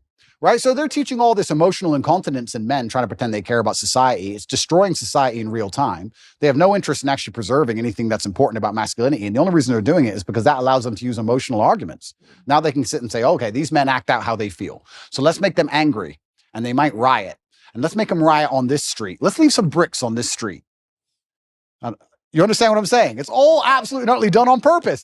And it's kind of amazing to me that nobody sits there and understands the best way you can rebel against the slave mind and resist the matrix is just to be the kind of person who uses logic, is stoic, is emotionally controlled, is physically strong, because a strong body is a strong mind, who refuses to be told or labeled as something. You can't label me as a depressed person. You can't label me as some kind of disease or some kind of personality disorder. You can't label me a color. I'm Andrew Tate. This is who I am. I work hard for my last name. I understand what's right and wrong. I'm going to do my absolute best. And that alone in and of itself is an act of rebellion against these people. Society really started going down the drain when we started getting into mental health awareness. And this is maybe one of my most controversial viewpoints, but I say it over and over on the show. Everybody needs a therapist or talking about their feelings. The truth is that every feeling you have isn't valid, doesn't need to be explored. Sometimes you just have a wacky feeling and you just let it go. And because my grandfather was such an impact on my life, strongest man that I've ever known, didn't shed a tear at my grandmother's funeral. They were together from the time he was 17 years old until her dying day. I'm certain he collapsed when he got home. Yeah, of course. But this traditional display of masculinity, in my grandfather's perspective, that a man needs to let it die in his chest, before displaying this emotion, had an impact on me. And when I see, like, I guess to give a cultural example, someone like Prince Harry, on TV, with his arms like this, breathing and showing what he learned in therapy, it makes me want to die a little. Completely. It makes me want to die a little when I see men acting like this. Completely. And that's controversial because they're supposed to say, oh my God, he's so brave. It's so stunning. Like, he's showing this side of him. Everything about Prince Harry, to me, is what a man should not be. Right? Absolutely. What you've done to your family, betraying your family, allowing a woman to assert that much control over you that you would, for profit, betray your family. I mean, everybody's got a family. Everybody's got family issues. Don't even let me get started. But the idea of selling out your family and then going the royal family, selling out the royal family. And yeah, what happened. It's such a display of what's happened to men, what's happened to masculinity. He's giving up his guns. He's never going to do this anyway. It's all of it is such a public example of what can happen. the thing is, I know what's so interesting is I know how miserable he is. He's miserable. There's no way a man can be happy in that scenario, because I think masculine happiness comes from strength and to a degree excellence, and also comes from respect. Men want to be respected, and he doesn't respect himself. His family doesn't respect him, and his woman doesn't respect him. I know how unhappy he is. I know how unhappy she is by extension. It's just an unhappy, miserable house. He gave up everything and gained absolutely and utterly nothing. This whole therapy thing, the reason I believe they push therapy so heavily is because it goes into something I said a little bit earlier about selfishness. If you convince somebody that they have to spend hours and hours per week sitting in a chair talking about that feeling they had last Thursday in the kitchen. That's crazy. It's insane. Crazy. You want to talk about creating mental illness. There it is. This exasperates problems. This makes it worse. And it also builds this culture of absolute and utter selfishness. Excuse me, they're trying to put you in jail for the rest of your life effectively because they're going to enslave you and they're going to control all the money and they're going to make you get injections you don't need. Yeah, but I'm sad. I got therapy. I'll talk about it later. Yeah. That's all they want. They just want you to be so obsessed with how you feel in your own mind that you can't even look outside of yourself and care about anything. Right. It's part of the propaganda machine. It's part of the mechanism to turn us all into docile farm animals. I said this to somebody the other day. They were talking about how they feel. And I say, who cares how you feel? And he goes, well, what do you mean? Well, I don't care. You're telling me I know you and I don't care. So all the people who don't know you don't care. The woman you want doesn't care. You can't go up to a chick at a bar and say, you know what? Usually I'm really charming. Today I'm a bit sad. Can you give me a pass? Can you let me off? She'll be like, go away, weirdo. The chick you want doesn't care. The job you're supposed to perform at doesn't care. If the man who wants to mug you decides to pull out a machete, he doesn't care. You can't say, bro, I'm not in the mood for a fight today. Tomorrow, please. Nobody cares. So why do you care? All the people out here in the world don't care, but you're going to sit there and you're going to carry to be the only person in the world who cares. You're going to walk around telling everybody, trying to find somebody who gives a shit.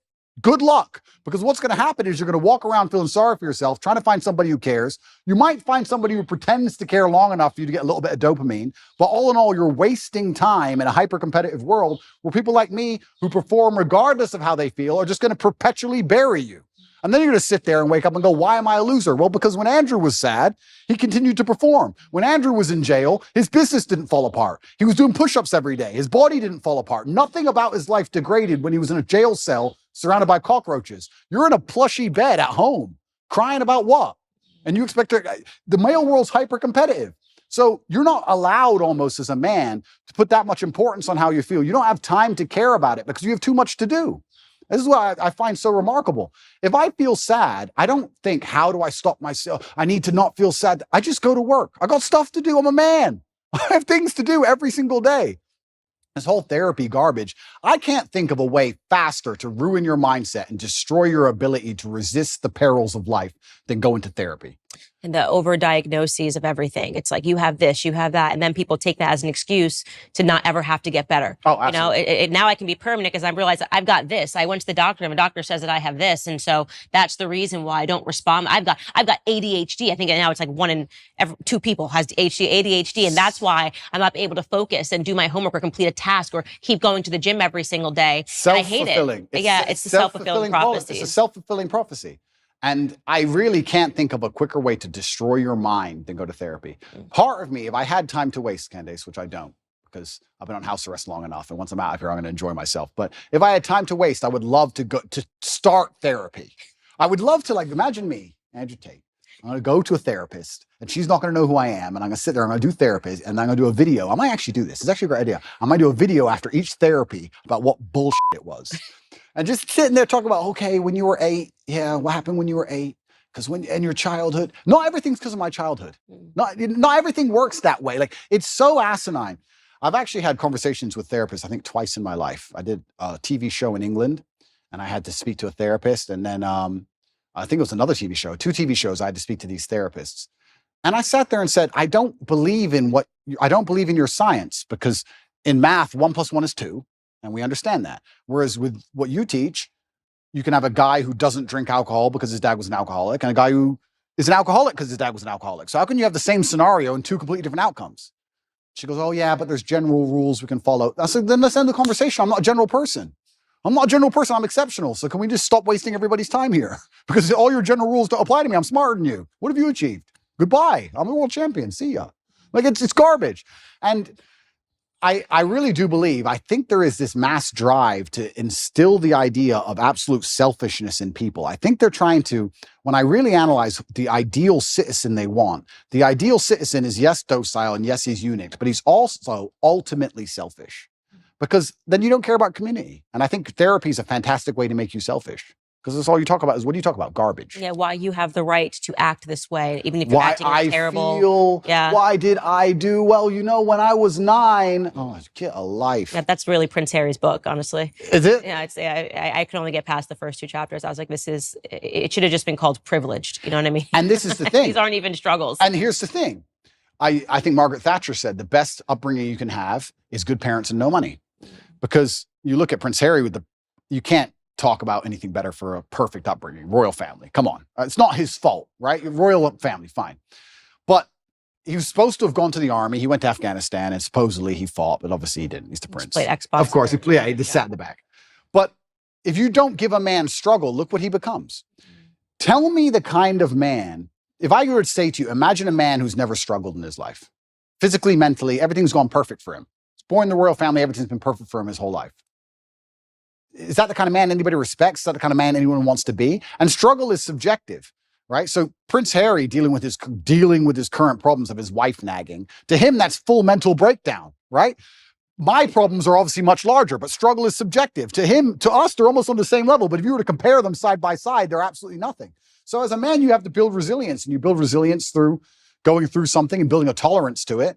And this guy's had such a privileged life that he's ended up a miserable, depressed, unhappy person. So this is what's actually very interesting. When men come to me or young boys come to me and talk about something bad that happened to them, I said, good. Absolutely, not really good. You should be glad that thing happened to you because that's the reason you're going to be the man who can resist the perils of life in the future. If bad things don't happen to you, you're going to end up like Prince Harry. You do want to end up like that dude, do you? No one does. Yeah, exactly. So your life's going to be so easy. You're going to get to the end result and your wife's just going to wreck you. So you need to have all these bad things happen to you so you build the mental resilience. And that's another thing about masculinity and males as a whole. We're trying to take that all away from them in almost every regard. And it's kind of like, there used to be like rites of passage where a boy would become a man. That's all gone. There used to be this masculine, very healthy peer pressure to be big and strong, and that's all gone. There used to be, I don't want to use the wrong words. I don't want to get attacked for it, but men used to not pick on each other, not bully each other, but hey, you can't do push-ups, you're weak. We'd push each other in that way, shame each other to excellence almost. We still do it to this day in this house. Tristan's bigger than me. He's 10 kilo bigger than me, 6'4". I'm 6'3". I'm smaller. He'll bench 160, 170 kilo. I can only bench like 150 kilo. He'll call me a for 3 hours. Like, that's just how we are. So I have to get up and try again. That's how men are. Women are too. And that's what I'm really against. Sorry to cut you off, but I'm super against this parenting structure where you don't want anybody's feelings to get hurt. I'm one of 3 sisters. We're a year and a half apart. We tried to kill each other. You know what I mean? All I would do is call my sister. No one has called her ugly or more. You know what I mean? I'm like, you're ugly, you're this, you're fat, da, da, da. That's actually good. Yep. You know, it makes you tougher. And when you see these only children who've never gone through anything, their parents told them they were perfect and wonderful. Yep. And I'm thinking, I wouldn't trade my childhood my sisters trying to kill each other, every single day. Life's difficult. Over a t-shirt. Yeah, and it doesn't matter how much money you have. Life is always going to be difficult. It doesn't matter how much you try and shelter your children, how rich you are, what family they're born into. Life is going to be difficult. And if there is no struggle in their life, they're going to find struggle, or something that shouldn't be a struggle will become a struggle for them because their life has been so sheltered. And life is hard. So if you can't avoid the difficulty, you may as well get very good at it. You may as well get good at difficulty. And it's amazing when you look at someone like Prince Harry. He's just a man who has not become very good at difficulty, and he's just completely collapsed in the face of a woman who's complaining at him. And yeah, even worse than all that, the dishonor of selling out. We were talking about how I feel a duty to my bloodline and my last name, and I have to do my father proud. He's from the British royal family. And he had no honor. He couldn't even sit and say, look, listen. He couldn't even shut up for them. Yeah, literally. He had to sell out in a book. Like, God does not smile favorably on people who make these kind of decisions. And I think that's why he's going to be unhappy for a very long time. And he's going to realize that it was never worth it. And what did he do it for? Money? You're from the royal family, my friend. You really need money that bad? Like, it's truly shameful. And I think deceit and treachery are the most heinous and most disliked personal qualities or something you can actually witness somebody do. I think everybody hates them. And it's because anybody can fall victim to them. Anybody can fall victim to deceit or treachery because you trust that person. Everybody trusts someone, right? So that person turns on you, you're always in trouble. So I think he thinks that he has the populace on his side. But I don't think he understands that when you out yourself as a snake, everybody intrinsically dislikes you. Even if they enjoyed watching the show. Oh, completely. They've stepped away and went, okay, because I gave the example on my show. You know, you have the Kardashian family, but the one thing about them is they're thicker than thieves. So America does like a reality show, right? Like a reality show, but the reason why they have gained popularity is because actually they always back each other up. Yep. They still remained a family unit. 100%. And when you betray that, when you betray family, I think left and right, you just kind of go, okay, maybe that was a little too much. Yep. It was fun to watch. It was fun to watch, but we don't really trust you. I don't want to be your friend. Yeah, I don't want to be your friend. I don't want to be your friend. Yeah, completely. I mean, you're going to sell your own brother out? What am I to you, right? If you do that to your own brother, what am I to you? Absolutely crazy. And then he wonders why. And I also think what he probably doesn't understand, and if he's watching this, you never know, he might. Hello, Harry. If he's watching this, I don't think he even understands that even his woman views him that way. Mm-hmm. Even Megan views you that way. Even Megan looks at you and goes, I complained at you over William, and you were supposed to tell me to be quiet, and you didn't. So now I think you're a bitch. Now what? And you wonder why she's never happy. So now he's in big trouble. I don't know what he's going to do with his life, but he's in big trouble. But it's interesting where I don't see how. It's actually an interesting conversation to have about how psyops can work as a whole, because when I analyze, especially as a man, and I always talk from the masculine frame, not because I'm a misogynist, but because I'm a man. And I understand the masculine frame because I am a man. If you stray from the archetype of masculinity, if you stray from honor, courage, if you're not dutiful, if you don't believe in putting honor in your last name, if you don't want to be physically and mentally strong, if you don't believe in finding problems to solve, you don't believe in having a difficult life, if you stray from this because you've been psyoped to stray from it, all you end up with is misery. And it's amazing that people will see anybody who's strayed from it end up perma-miserable and still fall for the psyop. I find it incredible that people don't think logically long enough to sit and say, okay, whose life do I actually want? I would never adopt the thinking of somebody whose life I didn't want. I don't know why people even do that. I could sit and have a conversation with Prince Harry for 10 hours straight, and he could be as compendious and convincing and concise, and he could be extremely perfectly articulate with his points. And at the end of it, I'd say, yeah, but I don't want to be you. So I don't want to think like you. So get fucked. Yeah. But I wouldn't want to listen to him. So I don't know why people don't even just wake up and go, okay, whose life do I want to live? What kind of person do I want to be? Who do I want to be like? That's the kind of thinking I need to adopt and install in my mind, because we're all being programmed by someone to a degree. And I don't think you can escape programming. You can just choose the programming that you are going to install inside of your mind. I'm not going to sit and say I'm not programmed. My father programmed me. My fight coach programmed me. The friends I have around me program me. My brother programs me. My social circle programs me. We're all programmed to a degree. You have to be very careful who you're going to allow give you the programming. Because if you put it up to society and culture, the current culture, as a man, you're going to end up like Prince Harry. Do you want to be Prince Harry? It's a big question. It's a big question. And the answer is no. Yeah, the answer is no. It's interesting what you said earlier about putting things back to biology, because a lot of human nature is certainly animalistically biological. And even if we look at Harry and Meghan and how they interact in their home, I obviously don't know, but I can almost guess to the T the arguments they're having. I can imagine him saying, I gave up my family for you. This is what you wanted. I gave you what you wanted. Why aren't you happy? I gave you everything you liked. And he's trying to use a logical or an emotional, well, he's trying to use an emotional argument, but it ain't going to work because she doesn't respect him. But he's trying to use a logical argument with her, trying to understand why she treats him so badly after he completely and utterly complied. But humans are biological, and she, as a woman, wanted him to be a man. She wanted him to have some degree of parameter and barrier. And if you don't put up any parameter or barrier as a man, what a woman's going to do is she's going to push you and push you and push you and push you. She's going to see how far she can push you. That's the reality of it. We can talk about any relationship, whether it's Harry and Meghan or any other relationship. If you're a full-grown man and you don't set parameters or set barriers, the woman's going to push you and push you and push you until she eventually finds one. And we can look at that in a romantic relationship, but also people.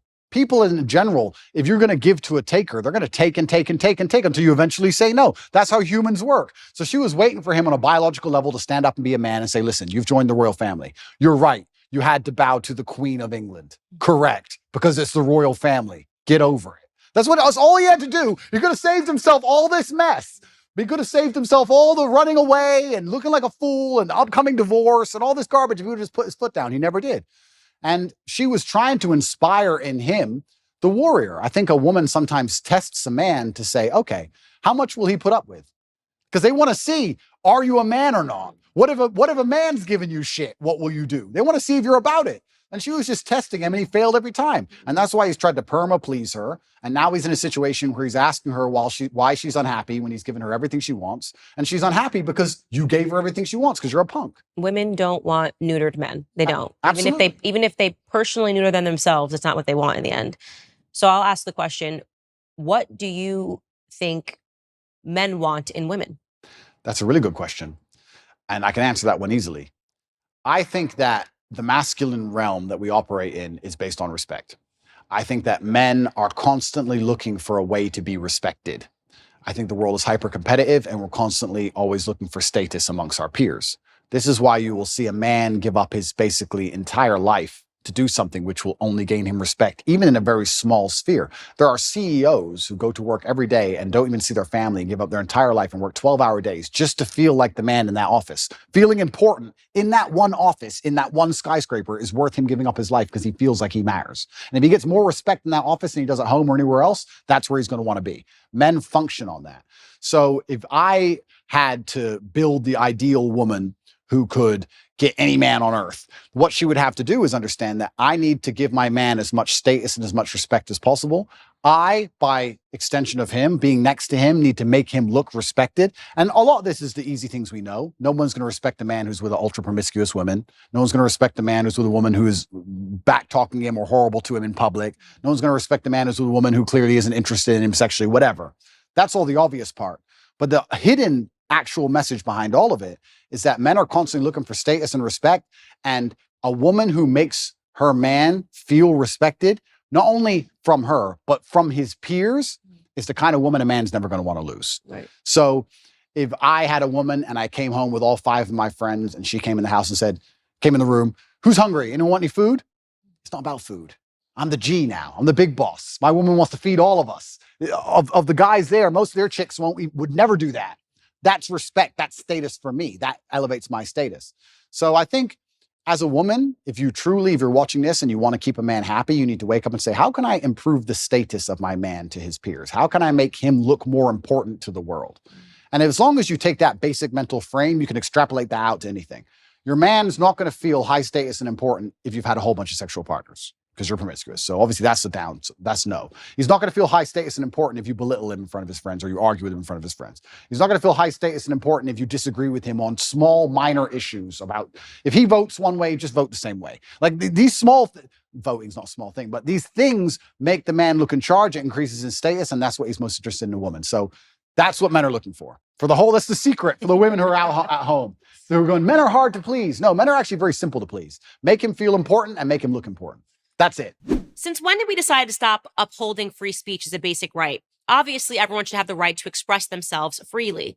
Sadly, the big tech monopoly has instead opted for silencing tactics and censorship. To fight back against big tech's control of the internet, I use ExpressVPN. Ever wondered how free-to-access tech companies can make all of their money? By tracking your searches, video history, and everything that you click on. By building a profile on you, and then they sell off all of your sensitive data. When you use ExpressVPN app on your computer or your phone, you anonymize much of your online presence by hiding your IP address. That makes your activity more difficult to trace and sell to advertisers. Protect your data today at expressvpn.com/Candice. That's expressvpn.com/Candice to get 3 months free. Visit expressvpn.com/Candice to learn more. So both of us come from families. My parents are divorced. Your parents were divorced. Yep. I think your parents maybe lasted a little longer than my parents. Not totally positive. What was your mother like? I don't think I've learned anything about her. Yeah. So I had a fantastic mom. She did what a mother was supposed to do. I guess I was raised in a I call it hyper traditional. The modern world will call it misogynistic household. My father was in charge. It was his household. My mother was in charge of feeding us and clothing us and sending us to school, and she did a fantastic job. I think that as a boy, as a man, I always wanted to emulate my father. My father was the superhero. So my father instilled a lot of the mindset that I have, but my mother did a lot of the basic things that kept me alive. if that makes sense. She was a fantastic mom, and she's still alive today, and I love her very much. One of the first things I did when I got rich was retire her completely. So she is one of the people I take care of, and I'll take care of her for the rest of her life. And she did the absolute best she could. And that's the reason we moved to England. They decided to get divorced, and England has a better social care system. We had no money, so we got moved to England. And I grew up in Luton, which is the worst town in England, in an area called Marsh Farm, which is the worst area of the worst town. So it's like as bad as you can get, like the worst place you can possibly go. I think my school had a 4% pass rate or something ridiculously low. So I grew up in a really bad area. But my mother, yeah, she was fantastic, and she did the absolute best she could. And she always loved my father to the end. But I think my father, in many ways, there's certainly been a lot of circumstances where he sacrificed his marriage to raise us in a very particular way. Because my mother and father would argue most over the raising of me and Tristan, because my dad was so hard on us. But he said, look, you boys are my legacy. You're more important than arguing with your mother. So I think that's actually why they broke up, because he was so hard on us. But I thank him for it. So yeah, but I don't want to disrespect my mother by saying there isn't much more to say, besides the fact she was a very nice, very loving, very attentive mother. That's what she did. But my dad was always my superhero. And I don't know what else to say. My dad was my superhero. Oh, I see it now. My son's only 2, and he's now toddler terrorist, wakes up every day, wants to go to war. I don't want to go to war. I just want to love him. Yeah. And so he is obsessed with my husband. I mean, forget it. The second my husband walks the door, it's like I don't even exist, right? Yep. Forget the fact that I held him for 10 months. I don't exist. But unless he's sick. Yeah. Oh, yeah. Oh, then it's like totally mommy. Oh, completely. I'm like, oh, okay. So when you want to go to war all day and you're feeling great, it's like dad, he literally just wants to fight him. He goes up and he hits him and he wants him to be thrown around. And I don't want to do it. I'm like, you're kind of big. Yeah. I don't want to toss you around. Go find your father. Yep. So there actually is a natural proclivity that goes on there too, where like in the way he acts when a man walks through the door, any man, by the way, my son wants their attention. You can see that he seeks their approval at the age of 2. He'll cry in front of the girls, well, it's me, it's my assistant. If it's girls, he's putting on. Then when the guys are there, he instantly stops the crying and stops the tears. So it's so interesting to watch that and examine that in just a 2-year-old. So well, that's biological, right? This is how we charge at the gunfire. This is how men charge at the gunfire, because we want the respect of our peers. We will literally commit suicide for the respect of our peers. Like it's something that's deep inside of us, or it used to be, it should be. They're trying to take it away from us. But how do you get men to go over the trench, over the line and charge at machine guns? Well, you do it because everyone else is doing it. And you don't want to be the only so you have to do it. And you have to die. Like that doesn't make sense. Think about it logically. It doesn't make any sense logically, but it's something biological inside of all of us, because we have this innate feeling of duty and honor, and that's where the courage comes from. And they're trying to destroy that along with everything else. But you're right. This is how men biologically are designed to be. And I was the same when I was young. I remember looking at my dad just going, you're a superhero and I want to be a superhero. That's just how it was. So, but yeah, my mother's fantastic and I love her very much. And she's very proud of me and she's very proud of how we were raised. And she's so glad we were strong. Like even when we were in jail, she was very concerned, but she's like, look, I know that if anyone can do it, you can do it. And yeah, so. Do you want to be married? Good question. I heard that's the lover boy tactic. We'll talk about that in a little bit, but. Yeah. And that's an interesting question because younger me would say no, absolutely not.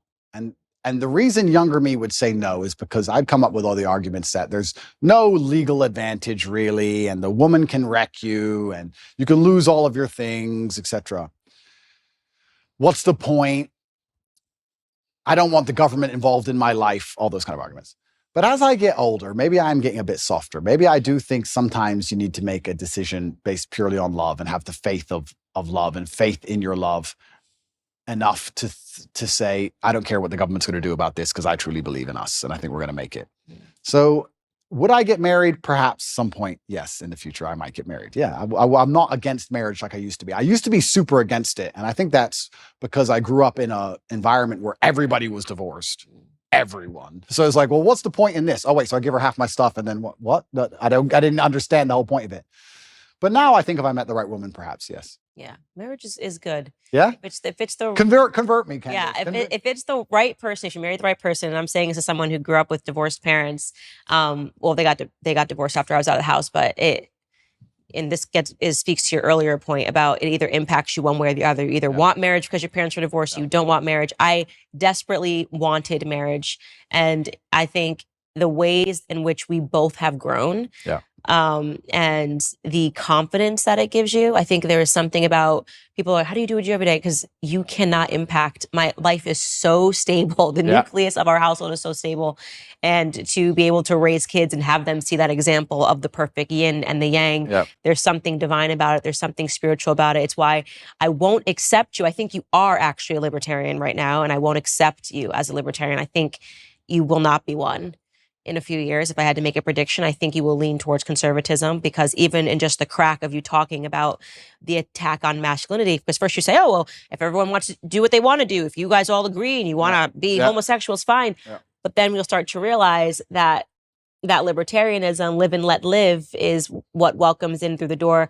I'm, very against every ill that homosexuality has brought. And again, these are consenting people that are doing what they want to do. This is true. But look, evil is evil, sin is sin, and we're yesterday talking about homosexual marriage. Today we're talking about transgender. Well, it's such a slippery slope. This is the thing, right? You're completely right, because the idea of live and let live was a fantastic one if it could actually operate without slippery slopes and it descending into chaos and anarchy, and it can't. So this is the difficult thing about it. You get called a bigot for saying, this is my line, I don't agree with this, and you're going to be called bigoted and you're going to be attacked. But truthfully, it's just understanding that, like you're saying, it's a slippery slope. And it's unfortunate. So what is the slope that we want then? Okay, then we should aspire towards heterosexual relationships. We should aspire towards marriage. We should, and this is the mold that I am selling all the time. Wouldn't have said this 10 years ago. I was probably more libertarian when I first got into politics. And what's the big deal if people want to do this to themselves? And then I realized, no, there is a reason. No, and you're completely right. And the reason I gave that example is because I'm currently in a legal jeopardy or a legal situation where people who have nothing to do with my life are trying to say that people were victims when they weren't, when everyone was consenting. And you're right. I agree with you there.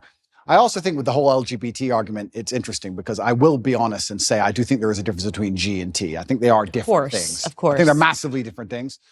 However, you're right. It's a shame it's such a slippery slope where you can't just say to people, live and let live, because it's going to be hijacked and Trojan horsed. And they're going to Trojan horse it, and they're going to inject something in it that destroys the lives of every single person on the planet. And they're going to try and do it. So you have to draw a hard line. You have to be a bigot. You have to never give an inch, because if you give an inch, they take 10 miles. That's more than 10 miles. Look where we're at. I mean,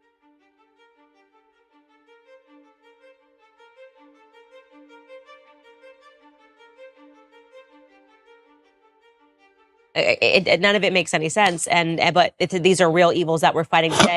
And I think it's because we haven't put those firm lines in the sand and said, no, actually, there is such a thing as right and wrong. Well, this is the thing I love about, and this is where religion comes in, right? Because I used to be an atheist. And then exactly what you just said about there's something divine about marriage, and exactly like you said, there's such a thing as sin. Everything you're talking about is religious. You're completely correct.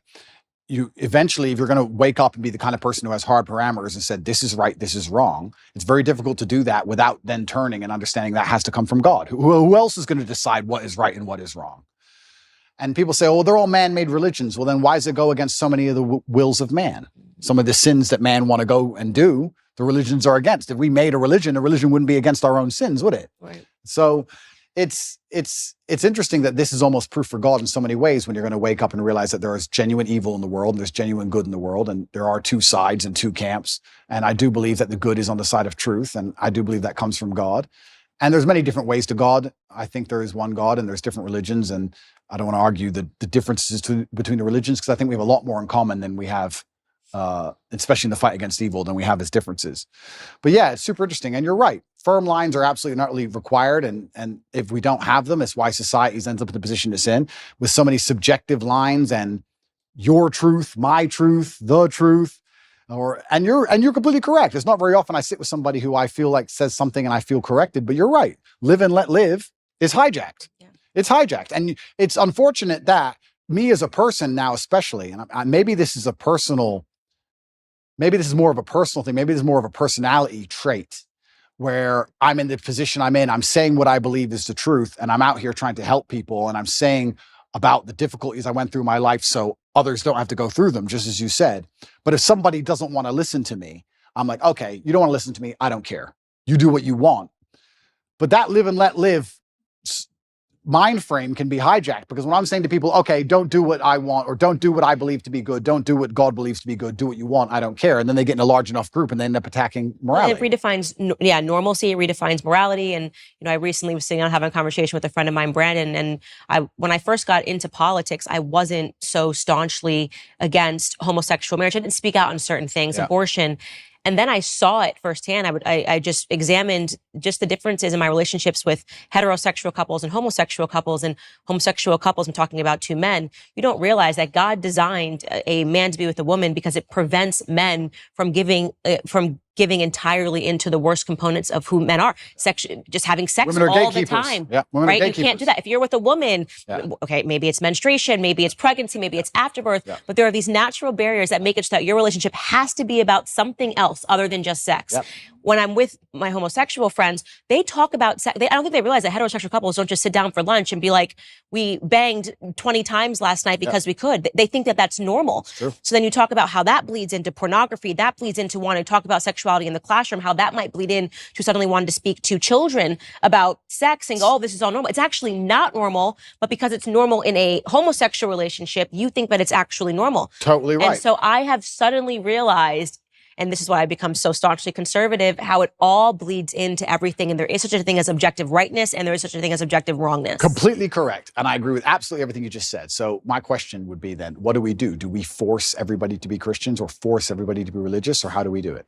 Well, I think the first thing is having the courage to talk about it. And nobody even talks about these topics anymore because they just go, oh, they've won. So we need to let this go. And more you're seeing culturally, people are afraid of being canceled. I mean, what I just said to you is grounds for a cancellation. How dare you question this? How dare you?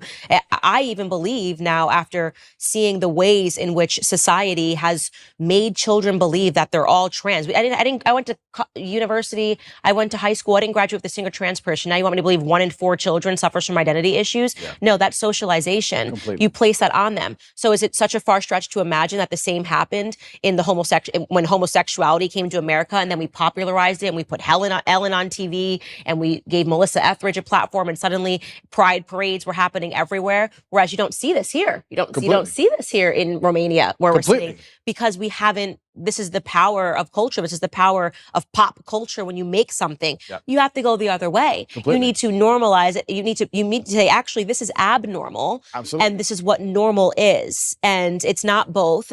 So yeah, I've become very conservative in all of these perspectives. You're completely correct. You nailed it. When I said, do we force everyone to be Christian? You nailed it by changing to the exact thing I was going to say. It's about culture. It's a cultural issue.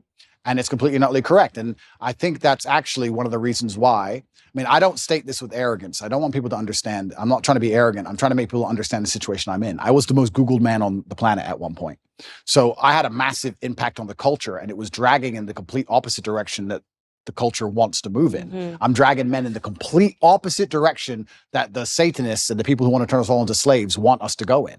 So I think that anybody who sits at home and realizes that my legal troubles appearing basically directly after that is a coincidence, then you're awfully naive. So it's unfortunate also that the way the world works, at a certain level of influence and power, the justice system almost breaks down. We see that even in America and most other countries. It all just becomes a big game and a big show, and it's about power plays and a whole bunch of conversations behind the scenes. It's not about justice anymore. So it's very concerning, because you are right. We are in a culture war. And it's culture which is absolutely not really defining the direction in which we move. And this is one of the reasons why I reverted to Islam, because I feel like the Islamic culture is the strongest. You feel the culture. I was wondering, because you were Christian, and I definitely do not know enough about the Islamic faith to sit here and debate you on it. I'm never a person that will debate somebody on something that I'm not an expertise on. Yeah. But I will say that I'm sad that you're not a Christian anymore, because I can sense, perhaps it's because you felt that Christians weren't doing a good job defending their beliefs. Yeah, I think that God should be feared. I believe that God should be feared. I fear God. Mm-hmm. It's one of the only things I fear. And I believe that also you see God to a degree, or you see religion, how you see yourself. And I see myself as a person of strong principles and strong morals. And I like to think of myself as the kind of person nobody really wants to cross, not because I'm a psycho, but because I'm a man of capability, and I'm smart and I'm strong, and nobody wants to make an enemy of me. So I feel like I find an affinity to a belief system which has very similar outlooks. And there's a whole bunch of other things I can say from the Quran and Islamic texts, etc. But to keep it very vague and very broad for people who are not Islamic, I felt God when I was in an Islamic country. If I went to an Islamic country, That's the problem. I The felt West- God. West is You don't Christian. feel any God. I think How that's is it a it. Christian country if Satanists are mocking Jesus on the streets? I understand what you're saying, and I was trying to gather in my head what pulled him away from Christianity, and I said it's probably the example. If you're thinking that America is a Christian country, and you're thinking that the United Kingdom is a Christian country, They're not. They're then you're not. going, Christianity is getting it wrong. Yeah. And the truth is that America is no longer a Christian country. We're being run by people that are satanic. Hollywood is satanic, and Right. Hollywood is running America. Correct. So you're not wrong. But I think that right now America is facing a spiritual battle. And for the first time in a very long time, Christians are starting to stand up and speak about our principles. I hope so. And we could have used you as a I know, but Yeah. I have seen in California, I've seen Christians and Muslims get side by side when they were complaining about the LGBT I did teachings see in that schools, which recently. is fantastic. And I know what you're saying, and that is true, but it's almost like when I go to an Islamic country, I feel God around. You see it. You see it in the way the people are dressed. You see it in the fact that everyone's in a family. You see it in the fact that there's a mosque on every corner. It's in the air. And it's almost like when I'm in Dubai and I'm talking to my friends, my Islamic friends, and I explain to them the things you have to protect your child from in an American school. They literally think I'm lying. They're like, no, surely. Like, it's What about mind-bending Afri- to what them. about African countries that are Christian? Okay, so yeah, this is interesting. So Yeah, they still are mind blown by the concept of what we're fighting in America. So America is unique. We shouldn't say that this is the You're right. blanket. you're right. They're right. There are Christian countries which still take Christianity. And they're like, very what do you seriously. mean men can be women? Like, they think you're crazy. And we're in Romania, and Romania is a country which is very Christian. conservative and very And Christian. very Christian. And they don't buy into any of this garbage No, either. none of it. So this is absolutely not true. It's unfair to say all Christian countries are like that. America is an exception, and not in a good way. Yeah, I think like the whole West is, unfortunately. The I feel West, the West is. I've said on my show the entire time. The West is falling. The fact that we're even having these debates is not good. yeah, the West has fallen, and unfortunately, Russia, Yeah. Christian country. Yeah, absolutely, a very Christian country. So yeah, you are right, but I felt an affinity to Islam. I felt God in the air, and it's difficult for me to explain any other way. Okay, that's fair enough. I won't push you any further on that. All right, let's get to your case that's happening today. So, and why conservatives are screaming about it in America, Yeah. and why they feel that Tucker didn't push you enough on this case. Push me. Okay, so first and foremost, one thing I want to clarify for people that are watching this is that there seems to be this understanding that you are being prosecuted, or you're being indicted rather, for human sex trafficking charges. I've read the indictment, and I do want to make it clear the words human sex trafficking occur on the indictment, but then it makes it very clear that what they're referring to is they've kind of extended the term. It's not what we think about in America when you think of a bunch of children being put into Yeah. a truck and taken over the border against their will. They're basically saying that if you trick a woman into coming into a country by using the lover boy method, then they consider that to be human sex trafficking. So the definition has definitely expanded over time. Well, it's also ridiculously misogynistic to believe that women can't make their own decisions on anything. So the whole thing about it is misogynistic. But yeah, you're correct. That's a very important distinction. Essentially what they're saying is we have a show in America called 90 Day Fiancé. That is the lover boy method, is women that go over to the US. Yep. They're clearly coming for citizenship, but these women kind of get duped, and they sponsor these people. Yep. This would be the same vein of what they're trying to describe. I've read it myself, of what human sex trafficking can be, which is It's an a absolute woman reach. fell for you, fell in love, moved over here overseas, but it's only because you were very convincing. Yeah. That is the definition given in the indictment of what they're referring to. Correct. So I'll give a very quick rundown on the case. Everything from these old videos, old clips, my webcam company, things that happened 10 years ago have absolutely nothing to do with the criminal Correct. case. Absolutely zero. Anything you see from before 2021 has nothing to do with the case. The case against me is that from 2021, my brother and I, when we were already worth hundreds of millions of dollars and already successful and famous, created an organized criminal group. And our intention was to convince women to move to Romania to make TikTok videos so we could steal the TikTok money. And TikTok, and they mention OnlyFans Correct. on the indictment page. And they say that you did this using the lover boy method. Yeah. And it almost reads, what's interesting to me and why I was compelled by this case is just that because they tremendously changed it. When they were investigating you, we were told that there was a woman who went to the UN who escaped your grip, and that, she said, I've been held captive. Yep. And then after they investigated, they came up with what it sounded like regurgitated Andrew Tate videos. Yep. The lover boy method, which is in one of your videos where you're talking about women. So it seems like during that time where they held you in the cell, perhaps the initial case that they fed to the media fell apart. Yeah, I believe what happened, and I have to be very careful what I say, but what I believe happened is in April of last year, Tristan and I had some visitors here from America who were only in the country for 5 days, made some very strange demands financially. When they were rejected, they called the American embassy and said they had been kidnapped. Those 2 women, we deem now to be professionals. One of them has accused 7 men of kidnapping in her life. And she's also lawyered up instantly from a left-wing NGO because she's currently being sued by us for false charges. And she seemed to be very well supported and funded. So I don't know if she was sent as an agent. We're not entirely sure. So there's a very interesting beginning to all of this in April. The Romanian authorities arrested us for precisely 2 hours and threw it out and knew it was all garbage from the beginning. The case remained open. Nobody understood why the case remained open. My lawyer made repeated requests to close the case. They wouldn't close the case, and it remained open and absolutely and utterly dormant. When I was canceled, when I was deleted across all social media and canceled and lost my bank accounts, my Uber account, my Stripe account, my Gmail, absolutely everything, literally within the same week, the case was picked back up, which was very strange. I was followed. They tried to find evidence of any kind of crime at all. They couldn't find any crimes whatsoever. They then raided my house for a second time with the intent of getting my electronics, which they got. They went through all of my electronics and they could find nothing of actual criminal intent.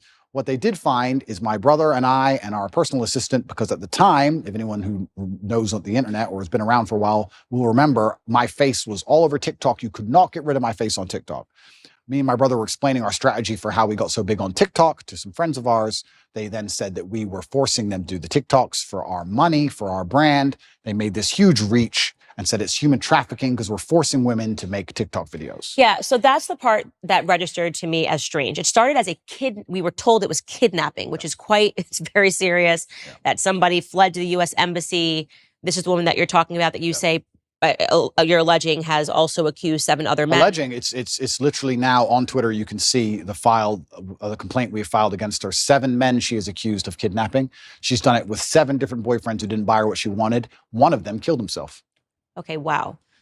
So she's a professional. Okay, so it's very strange that she comes over, she accuses you of kidnapping her, but then they decide not to prosecute that, but they fed that to the media, that you kidnapped someone, that she fled to the U.S. Embassy. Yep. Then all of a sudden we learn that they're investigating you, and the charges then go from kidnapping to, well, actually what he was doing is a lover boy method, which we're saying is human sex trafficking, and that these women didn't know what they were getting into. They thought that he was going to marry them. And actually what he wanted them to do was just to make TikTok and OnlyFans videos. Yeah. So the lover boy method, traditionally, the way it would traditionally work, the reason it was criminalized and added to the criminal code is that I would be a Romanian man and I would meet a Romanian girl. We would get married. Marriage is part of it. I'm not married to anybody. We'd get married. We'd move to a richer country. You go from a poor country to a rich country, let's say America. You put the girl into sexual work, let's say prostitution, and then I'll keep all the money and I'll control her or coerce her by pretending to love her. That's what they're saying. That's how it traditionally works. Mm-hmm. They've accused me of using the lover boy method because basically I was a nice person. I was nice. That's the thing that's most people don't understand about the law. It's so ridiculously subjective. If they want to weaponize it and use it to attack you, that's exactly what they'll do. They can accuse any man of using the lover boy method if you send nice messages on a text message. If you're like, hey, baby, how are you? So did you promise to marry these women? No, I didn't promise to marry anybody. What I had was girls.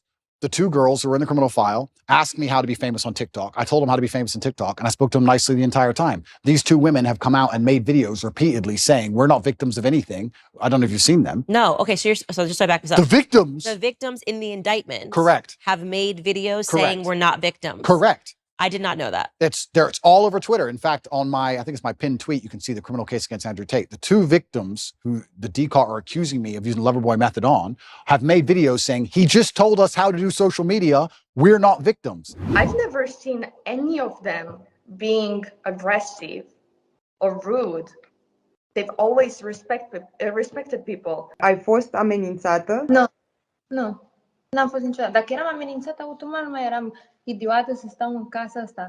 Suntem prieteni buni de 2 ani de zile, cam așa, poți să mă treci pe mine ca și victimă dacă eu n-am spus că sunt o victimă. They gave this statement to the police. The police ignored it and said they're brainwashed. So they ignore it. So now we have a criminal case where we have girls who are saying they're not victims of anything. Me telling girls how to make money on TikTok, or not even how to make money, because no one makes money on TikTok, telling them how to get famous on TikTok, and them saying that I forced them for money, which doesn't exist. There's no money in the criminal file. There's no transactions. There's no financials, nothing. The girls themselves have given statements in my defense. They're being thrown away so they can continue with this case saying that I've brainwashed the women. So now we have, imagine in court, my brother and I, and the two victims all on the same side, saying nobody's done anything wrong. We're all friends. We were talking about TikTok accounts. And then you have the state with no witnesses on its own saying you're victims and you're bad and you're going to jail. So it seems like what they're doing then is this is where the content from 10 years ago is coming into play, where they're saying, well, look, they're conflating this now. So even though these charges are from, and I read the indictment again, 2021, but look at what he said 10 years ago, which somehow confirms what we're saying, and we don't have to listen to these women.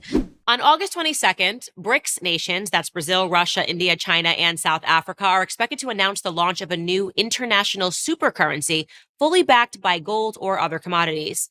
This is part of their long-term plan to supplant the U.S. and the dollar as cornerstones of the global financial system. You can protect your IRA or 401k from fallout from this landmark announcement by diversifying with gold from Birch Gold. Historically, gold has been a safe haven in times of high uncertainty, which is right now. When currencies fail, gold is a safe haven. How much more time does dollar have? We don't know. Protect your savings with gold. Birch Gold has an A+ rating with the Better Business Bureau, plus thousands of happy customers. So text Candice to 989898 and get your free info kit on gold. If a central bank digital currency becomes a reality, it will be nice to have some gold to depend on. Again, text Candice to 989898. So I do want you to contextualize this video that has been circulating on the internet of you talking about the lover boy method. So we'll take a look at that right now. Sure. You cannot get a girl to work for you having fun. So the recruitment process is the same as the PhD course. You message them on Instagram. The PhD course is my recruitment system. I don't mention webcam until after I've had sex with the girl. If you're on dates and you're trying to mention it and shit, it just doesn't work. It puts them off. I'd never do that. That's disgusting. I'm not a whore. It's just not gonna work. You continue as normal, no mention of webcam. You the girl. After you the girl, you do the PhD test. If she passes the PhD test and she wants to be with you, then you start mentioning things like, yeah, but you know, you're always busy. You're always at work. You can come work for me. Okay, so first question, when was this video taken? Yeah, so this video is from 10 years ago, and this is me explaining how having a webcam company, it's actually a larger video as a whole. I'm explaining how having a webcam company can affect your relationships and how it affects your dating life. It also explains the fact that one of the girls I was dating at the time was working on webcam at the time. And it's explaining my general, overall, explains my life and how things are affected owning a pornography company, because obviously a lot of women will be put off by that. It doesn't explain, it doesn't say, I'd be very careful how I answer this question because I'm currently under an investigation, right? So I'd be very careful how I answer it. People are trying to chop it up and say that it says I am using the lover boy method to somehow convince women to do things they didn't want to do. This is obviously not the case, and none of this is in the case file for a reason because it doesn't exist and none of these women are upset. But this is simply me explaining, it's actually a dating course I made a long time ago, and I'm a little bit embarrassed about it, to be honest with you, because it was 10 years ago and I was talking about women and dating and things in a way that I wouldn't talk about them anymore. Right. So yeah, you look very young in the video. I'm super young and I'm talking about, hey, when you sleep with this girl or you meet that girl or you meet this girl on Instagram and I have a webcam company. I don't tell them I have a webcam company. And I just think all that's kind of crass and it's below me. Yeah. And I don't really like talking about it. And it's amazing how things change as you mature and you get older. But once again, I was a much younger man. I think if you were to take any 24-year-old and look at the stuff he puts on the internet, some of it's going to be stupid. And I think if you look at anybody who made things 10 years ago, some of it's going to be stupid. It's absolutely not really not criminal in any regard. There's nothing criminal about it. It has no bearing or any interest in the current case. But yeah, I was talking about how I don't mention I have a webcam business. The basic premise of the video was me explaining that I don't mention I have a webcam business ever. And that I'm Mr. Rich and I have this nice car and I go on dates with girls. And sometimes when I say I have a webcam business, some of them want money and they want to work for me. That's the basic premise of it. Right. I'm glad to hear that you're not proud of the video. And I think that that's one of those things where I say that people don't allow you to grow up from things that you've done or said in the past. And this is obviously when you were operating a webcam business. You're talking about. And that's the whole thing about the human experience. We're supposed to grow, right? And we're supposed to make mistakes, and we're supposed to learn from them, and we're supposed to evolve as people. And I'm certainly not proud of the video. When I say I'm not sorry for what I've done, I don't mean it in a, I would do the same things again. I don't mean it that way. I mean that at the time I was a lot less knowledgeable and I was younger and I made some mistakes. And just like I'm sure Jay-Z would never sell crack again. Right. Exactly the same reason I would never make a stupid video saying something so stupid again. I also could have never predicted the fact that I was going to become one of the most famous people on the planet. Right. I didn't see that coming. And if I did, I would have been a lot more careful with what I said and how I said it. And I do think that it's part of every person's journey to make some mistakes and learn from them and grow from them. And I kind of find it interesting that if I was a reformed drug addict, there'd be no problem. If I was a reformed murderer, there'd be no problem. If I was a mafia boss and I'd sit here and I'd killed 3 people and we were doing an interview and I was like, yeah, I used to kill people. I've done my time. I'm out of jail now. I get less flack than if I made a video talking about dating when I used to have a business that did webcam than I currently get, you know? So all I can do is understand that I was a younger man. I did the best I could at the time. And I was trying my very best to survive in a very harsh world. And I understand now that a lot of the way I said things, I certainly shouldn't have said them that way, but none of it is criminal. Right. And it, again, has no bearing on your case today, but I want There's literally no bearing. And it's conflation. Video is being circulated without, like, people think that video was shot last week. Correct. And that's what's so good, because it's good to mention that, because people are trying to conflate them. Because in the current case against me, there's no case. Mm-hmm. Everybody understands there's no case. We're now in a situation where if the legal system's completely fair, then the case is over. So what they're trying to do is they're going to conflate with old videos of mine, and they're going to try and muddy the waters and gaslight. And I will say that I am unhappy those videos exist, and I will say I wish I never made them, but I won't say that I'm sorry, because at the time I did the best I knew how to do. And I think that's important for the young kids that are following you, especially the young men, to know. Like I say, I always hope that I talk about the mistakes that I made, and I probably wouldn't even categorize them as mistakes. It's just things that I did. And if I could go back, of course, I wouldn't do it. Hindsight's 2020. Yeah. But it's important for them to hear that. You know, I'm not proud of that, obviously. I'm not proud of it. And that's why I never push them to the world, and that's why I never, propagate them in any way. Unfortunately, there's a weaponized attack against me where they still exist. And that's why I do so good to talk against them. I think that if you want to tell kids not to do drugs, you usually have a reformed drug addict to stand up and say, don't do drugs. I was a drug addict. It was a mistake. And I think that gives you a degree of credibility. So for me to sit here and say, be a lot more careful, one, with the way you say things on the internet, especially. 2, be a lot more careful with your interactions with women as a whole, especially in light of the Me Too movement and all these other things. Be very respectful. This is a small clip. If you watch the video in its entirety, I actually talk about extensively about how you don't want to make a woman feel pressured. You don't want to pick up a rape charge for no reason. If she feels upset or sad, make sure you get her a taxi home. I talk about all these things in the same video. So this is still the worst part of a very long form video taken out of context. However, I just think there's a lot of lessons to be learned from it. And yeah, if I have to be slightly embarrassed and a little bit taken aback by them so I can teach people the lessons, and I'm going to teach people the lessons. And the basic premise is I was explaining how I have a webcam company and how it affects my romantic life. And that was how it was all encompassing and went together. And I think when I made the video, I got like 28 views. Yeah. And now it's being circulated. And I'm being told I'm the worst person in the world by people who pretended they've never done anything wrong for the last 10 years. And also there has to be a degree of time. I like to think there's a statute of limitations. Like, how long are you going to hold? They will for the rest of your career. I'm sure they will. And it's fine. And that's fine. Mm-hmm. But I mean, it's just like, okay, 10 years ago, a decade. Yeah, they're going to keep making you answer for it in every capacity. I've seen that. God forbid you misspeak, you miss a word while you're saying something, they will circulate it over and over again. That's just the world of social media. For me, what I feel is I don't feel guilty about them, but I do feel embarrassed, because I don't feel like the way I spoke about women or the way I spoke about romantic relationships is my current view on romantic relationships. I think I've certainly matured. I was a young, brash, arrogant guy. This is what happens when you have a young kickboxer who's beating everyone up, who's making a bunch of money from the streets. I was a young, brash, arrogant guy, and I spoke in a way I perhaps shouldn't have spoke. And I'm sure if Jay-Z makes a song today, he won't speak about women and crack and drugs the way he used to speak about women and crack and drugs. It's just the reality of life. And you have to grow, and you have to take the embarrassment which comes from growing. So I will certainly sit here and make sure, I think the whole world understands that that's not my message. That's not what I'm teaching young boys today. The young boys who are following me today have no interest in these videos and don't watch these videos unless they're pushed by haters. And I think that overall I'm a net positive for the world. I think that men being so disenfranchised is I want to say something quickly about the British school system. The English school system has attacked me, and now they're trying to they've spent billions of dollars trying to remove me from schools because young boys were running around saying, "What color is your Bugatti?" and repeating my sayings. I don't think I can really truly be held responsible for the fact that young boys repeat a saying, especially one that's not particularly aggressive. I think that shows that the young boys are looking for a hero and someone to look up to, and I feel like I'm filling a gap.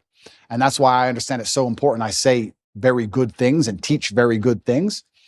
And I don't think I would have learned so much good if I hadn't been involved to a degree with the dark and the bad. I don't think there is light without dark. A lot of my lessons and a lot of the messages I give to the world come from the fact that I grew up in one of the worst areas of the Western world, surrounded by drug dealers, surrounded by real pimps doing real bad things, surrounded by broken homes. I learned all these lessons, and if I had never had those experiences and never grew up in that scenario, how could I be a person who's now teaching young men, disenfranchised young men, the realities of the world? How could I? We talked earlier about having a sheltered life. A sheltered life doesn't allow you to be the kind of man who can teach. So, yeah, I spoke in a way I shouldn't have spoke. Yeah, I regret the video completely. Have I ever hurt anybody? No. Has any of the girls who are being mentioned in that video come forward with anything other than defense of me? No. Nobody was actually hurt. It was just very brash, very arrogant, very bad delivery, which I regret. I can tell you something right now. If love with you as a human being, if I had to watch clips of me 10, 11 years ago, I would be red. Even the black girl go red. I couldn't even look. I wouldn't even want my husband to see it. So I feel your embarrassment. Well, this that's why a part of me when they were regurgitating these clips, I was like, this is so unfair. It's so unfair to say I'm upset. And by and large, the stuff that you're saying to young men, even if there are certain things I don't agree with, although I found it interesting that you said that peacocking is natural with men, because I think you're right. Now that you say it, I'm just a woman and I don't understand it. Yeah. But by and large, the stuff that you're saying today is not that. And so I think it's really, you got to be really careful if you're convicting somebody on who they were a decade ago. Completely. And it's reformed drug addicts that will tell you not to do drugs, and it's reformed alcoholics that will tell you not to drink alcohol. Yeah. And I lived a life. I'm not going to sit here and try I think part of the reason actually, and it is part of my image, Top G is the name for any of the adults who are watching it. Top G is what they call me, my nickname. But part of it is the fact that I grew up in a bad area. Mm-hmm. I can fight. I have this money. I'm in this big compound in Romania with armed guards. And there's that degree of it. There's that nastiness and there's that rough to the edge, which makes my message so interesting for the young boys to watch. But that's because I came from a very rough life. And yeah, all I can do is apologize for the delivery, but I will not apologize for trying to do the best I could at the time in the scenario I was in. Growing up. Completely. And I think that that's one of the things that sucks about being a public figure is every single moment that people are looking at it under a microscope. And I always say, I want to give people permission. I always say I took the most liberal route to conservatism that there ever was. Yep. And so I'm just not so quick to judge people. And also I like to think, and this is one of the things I do say, if the most advanced forensic detectives on the planet with years of effort, if the worst they can drag up is me talking about women in a slightly derogatory way, I'm kind of happy with that. And I'll be honest, because I scroll Twitter and I see all these liberals who attack people all day end up getting ousted for child porn or this or that, real things. And I'm like, thank God I have no skeletons for real, So that's the worst version of me that anybody's ever going to see. And it was a long time ago and I learned my lessons from it. And I do my very best to teach the lessons I learned, just like you said, to help people avoid going through the hardest way to possibly learn a lesson. And that's the reality of it. But that has no bearing on my current case. And I think that's what the confusion in my case is currently. People think that my case has something to do with that, even though they're completely unrelated events. Right. And that's why I'm trying to clarify and talking to you, because I've realized that there's a lot of conflating going on. And a lot of it is because America, I feel, is just now being sort of introduced to you, whereas in the UK, you've been around for a while. And there was one, and I'm only familiar with your UK brand because of my husband. So I know that you've been big in the UK circuit for a very long time. And there was an old video that surfaced of you spanking a woman with a belt. Yep. Tell me you love me. Say it like you mean it. Say it like you mean it. You message one other guy ever again, whether we're together or not again. You understand me? This obviously has made it through the UK media for years. And I know what that is based on my understanding of what happened with Big Brother when you were on Big Brother. But Americans are just seeing this video in a long montage of awful Andrew Tate videos. So I want you to explain to them what that was. Sure. And again, this is another example of when the woman has already spoken out and clarified that this was not her being abused, but Absolutely. Yeah. The woman's already come forward instantly after the video. She came forward and made a video and said, look, this is between me and Andrew, and he never hurt me, and I love him very much. And this is something that personal that happened in the bedroom. Hello everyone. I just wanted to say something about the video that's been released recently about me and my ex-boyfriend Andrew Tate. Andrew is my still great friend. What you guys saw on the video, it's just what we used to do. It was just pure game. He's a great guy. He would never hurt anyone unless he's fighting. And I just wanted to let you know that this is a huge misunderstanding, because I heard he got kicked out from the house because of it, which I found very unfair. It's because it was just pure game. It's just what we used to do. And it's actually interesting because when I got arrested, even recently, even though me and her are no longer together, she was also doing videos in my defense. She made a very recent video a few months ago saying, once again, very nice things about me. He is not a human trafficker. He would never rape anybody, and he would certainly never ever human traffic anyone either, including his brother. They would never do such thing. I am just so shocked, and I'm so fed up with all of these lies. And you're right about public life. Having your dirty laundry or your life thrown out there to the world is kind of interesting. And it's interesting how fast people throw stones, because I know how clean my life is compared to most people's lives. And I know that just from conversations I've had at dinner tables. I know from just dinner table conversations. You talked earlier about dinner table conversation people have in couples, etc. I've been sitting around in very private rooms with very rich people, and I've been in very important places and also some very low places. And I've heard people talk, and I'm like, if your life was on display like my life was on display, it would be a real circus. I mean, imagine you could be the son of a president. Imagine if their life was on display, and you could find out some really interesting things. So me personally, yeah, these things are the same old regurgitated things from 10 years ago that have been previously explained. That was also, I was going to say, can you date that video? When that video I must have been, how old was I? 2015, maybe 2014. Okay. A long time ago. Right. And I think the best defense for all of these things, personally, I don't think that anybody should take my word for it. I think the best defense for all of these things are the voices of the woman directly involved. Right. We say, believe all women, right? That's what we say, isn't it? Okay, well, you don't have to listen to a word I say or believe a word I say. If you think I've done something wrong to a woman and the woman stands up and goes, no, I love him, that's garbage, then that should be the end of the issue, I believe. Maybe I'm getting libertarian again. But no, I mean, I very much agree with it. And this kind of gets into, gosh, what is the name of the guy in Hollywood that he just went under Me Too and Hammer something? Yeah, Army Hammer. Yeah. Right. And this is another person I defended on my show. He was in consensual relationships. BDSM was his thing. He was very clear that it was his thing. The girls were okay with it. Maybe because he was a Hollywood star, but he never lied. He never coerced. He never confused. And then suddenly one of these women decides to speak out against him. Now they've just cleared him of all charges. And I sort of have the perspective that if they were doing this in a consensual relationship, irrespective of how I might examine it and say, I would never do this in a consensual relationship, you can't then turn him into a rapist. Well, this is the thing. I don't think many people understand, especially the men who are vilifying me and attacking me and anyone who's upset by me, understand that first they come for me and then they're going to come for you. They come for any man that they don't like. And the way they do it is this is the weapon. They sit and go, okay, let's take some kind of sexual crime because it's heinous and it damages their name. And then because it's subjective, right? You say rape, you're right. Rape traditionally was grab a woman off the street and hurt her. Well, he didn't do that, but he did have a consensual relationship for years. And then now his girlfriend can be convinced to turn on him for a paycheck because the media will hype her up, make her famous, and pay her a wage. Now he's a rapist. Or even by more crazy extension, let's look at the Loverboy method. We have a man here who has spoken to a woman in a very nice, polite, kind way, has never even had a BDSM relationship with her, hasn't hurt her, hasn't hit her, only spoke to her nicely.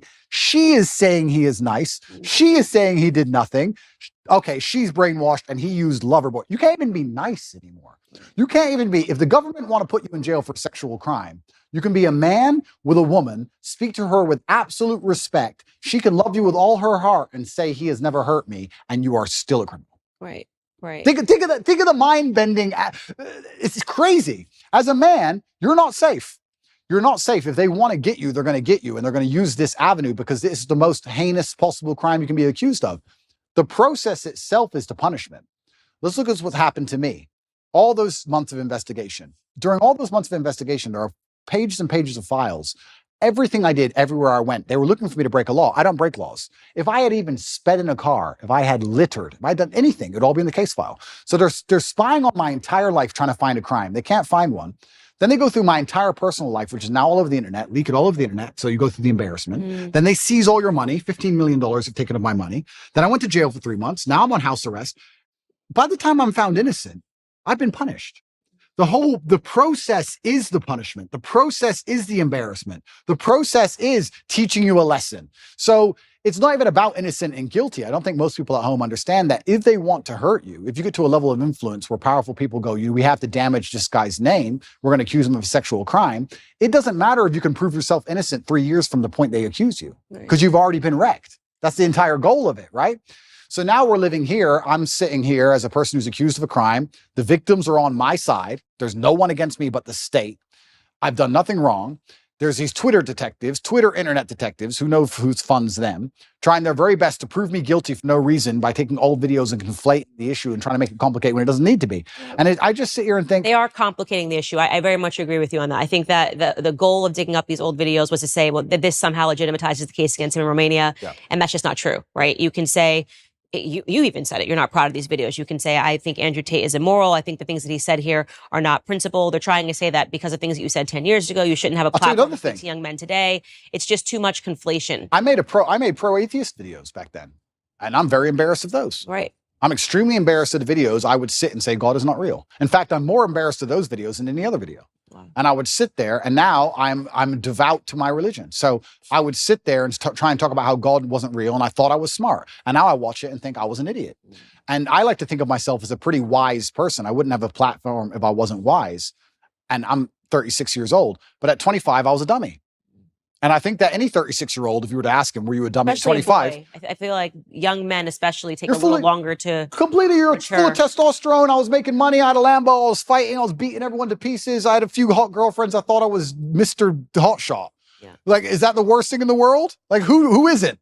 Right? So, yeah, it's very interesting that they're going to attack me with these forever, and that's fine.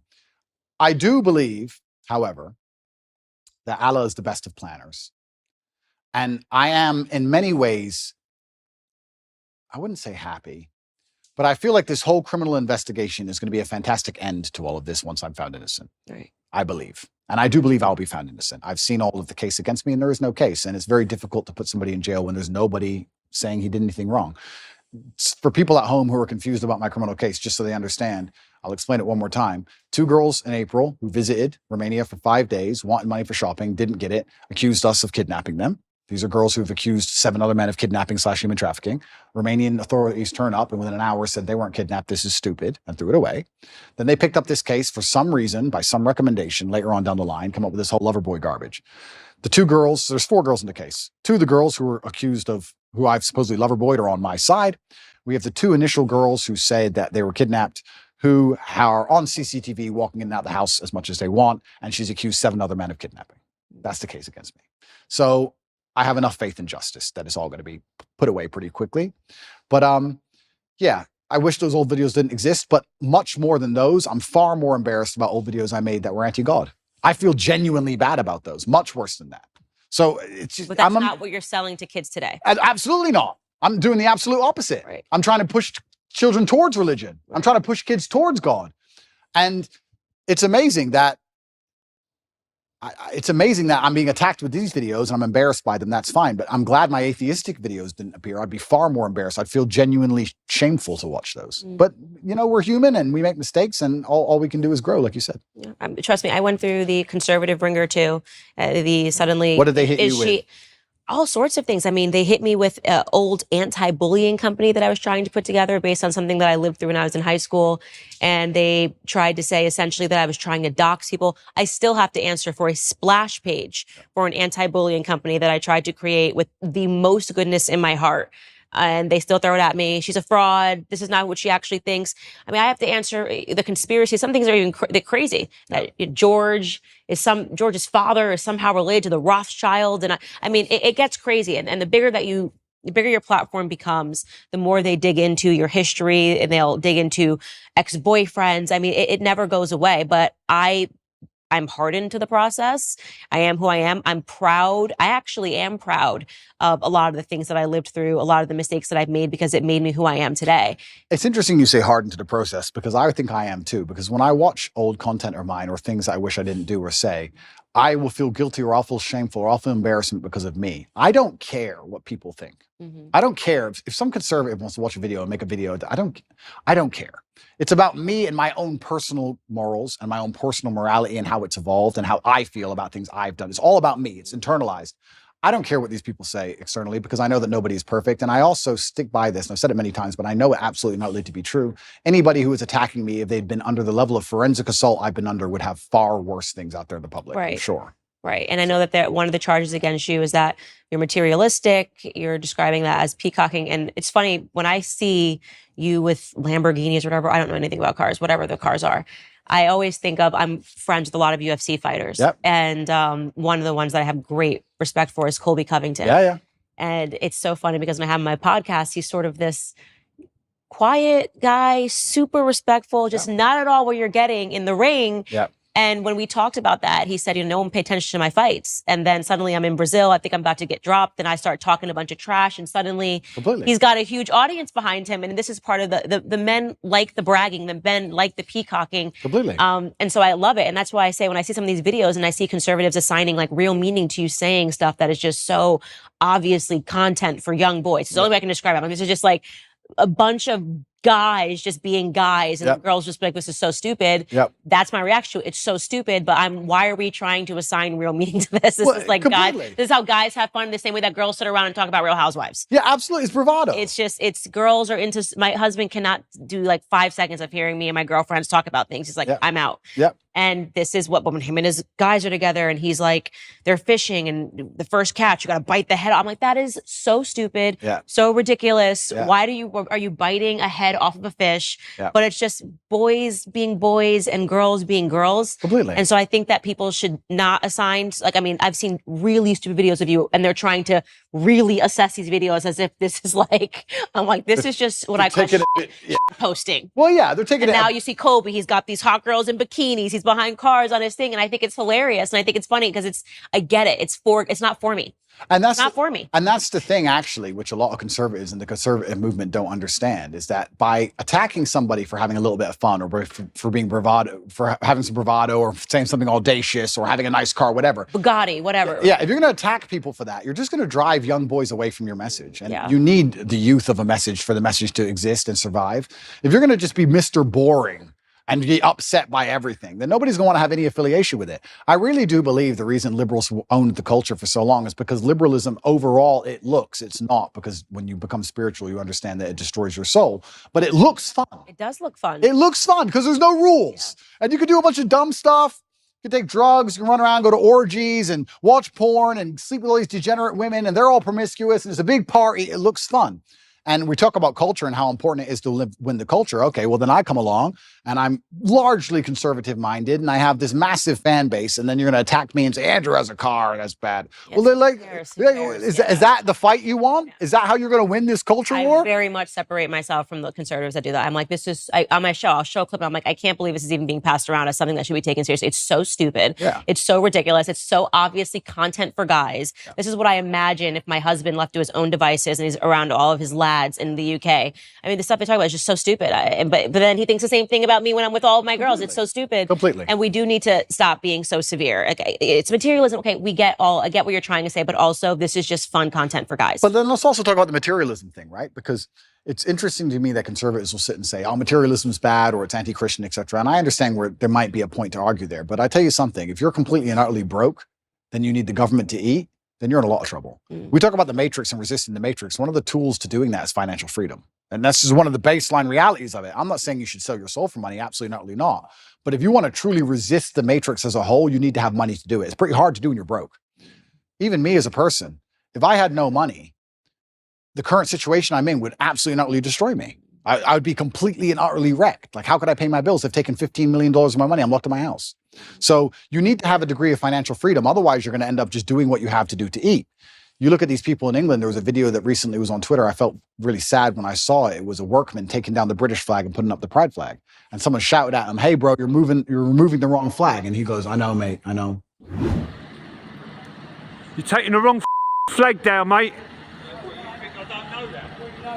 At least you know that. But he had to pay the bills. He has to feed his family. What can he do? He's a flag hanger. All he can do is hang the flags. If he doesn't do it, someone else will do it. He loses his job. So if you're completely and utterly reliant on a wage or you have no money, well, now you have a new tool of enslavement. COVID was all based around that. I just got to go to work. Just get the injection. I got to wear the mask. I got to fly. I got to work. It takes a lot of money to sit down and say, no, I'm too principled. That takes money to do. So it's also interesting that conservatives want to attack materialism. Okay, perhaps I didn't have to buy a fancy car. You can get upset about that if you like. But if you're not financially free, it's also pretty difficult to stand up and tell the truth. Even if you make a lot of money, if you're reliant on, let's say, a sports team for a contract, even if you make a lot of money, if you don't have enough saved, you can't tell the truth. Even if you're rich, they're all still complying and bending because they have a contract they're adhering to. It's difficult. So I don't think that if you had somebody who was trying to inspire the masculine youth of tomorrow to resist the slave mind, teaching them to be financially free would be a bad thing. I think it would actually be a good thing. I think men need it because they view it as aspirational and no one escapes it. I would definitely not describe my husband as materialistic at all. He likes cars. There's just something about cars that men like. Absolutely. My son, truck, car. It's psychotic. I mean, it's such a boy. Every time he sees a truck, a car, any car that looks cool, he's 2. Yeah. He's 2. So there is something ingrained in men that completely. His first word was truck. You know, every time a garbage truck goes by anything, he's just like a school bus. Men like that for whatever boys like that, men like that. I don't think we need to overthink it. Yeah, absolutely. It's aspirational, but also if we're going to actually look at the meta point, I believe that teaching financial freedom, I think teaching financial freedom is one of the very important ways you teach people to resist the slave mind. I don't think you can resist the slave mind if you're completely and utterly broke on welfare or living paycheck to paycheck for a large corp, which is insistent on trying to install the slave programming inside of your head. I think it's very, very difficult. I actually think financial freedom is a key component to it. And I think that me standing up and showing a life that costs $50 million a year or something ridiculous, doing that on purpose and trying to inspire men to make as much money as possible is actually a very key component to the resistance to the slave mind. I don't think many people understand this because if you teach young men how to go out there and become rich as possible, it's very difficult they can do that without learning some degree of mental fortitude, without learning how to speak to people, without learning how to network, without learning how to be competent and disciplined and motivated and work hard. And then if they do all that, they have enough money so that when someone comes along and says, take this injection, they'll say, no, I don't want to take the injection. I'd rather miss the flight. So there is a key component of resistance which actually involves materialism. I'll argue that if I was exactly the same person with the same viewpoints, but I was completely and utterly flat broke, I wouldn't be able to make the same impact on the world. And I wouldn't be able to resist the programming the same because I need to eat food. So I'd actually counter argue any conservative who's complaining about my beautiful car collection of 42, not 42 nice cars, that having a lot of money is actually an important way to resist the matrix. I can only talk from personal experience, but the number of times, especially during COVID, for example, where I managed to not have to comply with any of the laws simply because I was loaded, I can't even name them on 10 hands. So materialism is important. I think we should be teaching, especially the young boys, especially people who understand, who want to live in a very rational world, who want to live in a world which is based on common sense and dignity and honor and respect and all the things we're trying to teach through conservatism, is that if they don't have a degree of financial stability or financial independence, they're going to end up getting wrecked anyway. They're going to work for Woke Corp. And Woke Corp's going to change its Twitter picture or X picture, whatever it's called now, to a pride flag, and they're going to be screwed anyway. So you have to be teaching to a degree financial independence. I don't know why that's seen as a bad thing. I'd actually really like to argue that point with who was complaining about my car? I think who was complaining about one of my 42 cars? I think it was a packaged, this video and kind of showing that you're not actually good for young men. And they wonder why they lose the culture war. Imagine sitting there telling young men, don't have a nice car like him, don't be fun like him, don't do that. Like, what planet are you people on? No wonder. Just have a sense of humor. Like, I think Colby Covington's Instagram is hilarious. Completely. I know this is not how he lives. Like, first off, to be an MMA fighter, his whole life is diet, extra. I mean, he's just beating his body every day. He doesn't really have time to be going to the strip club. And, but I get the brand. I think it's hysterical. He's actually a really wonderful human being. And I'm happy that I'm not so serious that I don't see the humor in this. And boys love it. They do. They do love it. And I wonder if these people really don't see the humor or if they're just so desperate to find an attack vector that they're just going I to don't get know. That's a upset good by question. jokes? I think that's a good question. But I want to get to what your belief is in terms of when you start talking about the Matrix, because I will say, some of the people that have been going after you, Liz Wheeler obviously has been one of them. Who? Liz Wheeler has been one of them. I think you Who? blocked her. Ali Stuckey has talked a lot about it. I know these young women, they're not a part of the Matrix, okay? I have a lot of disagreements with them. Stylistically, we have disagreements.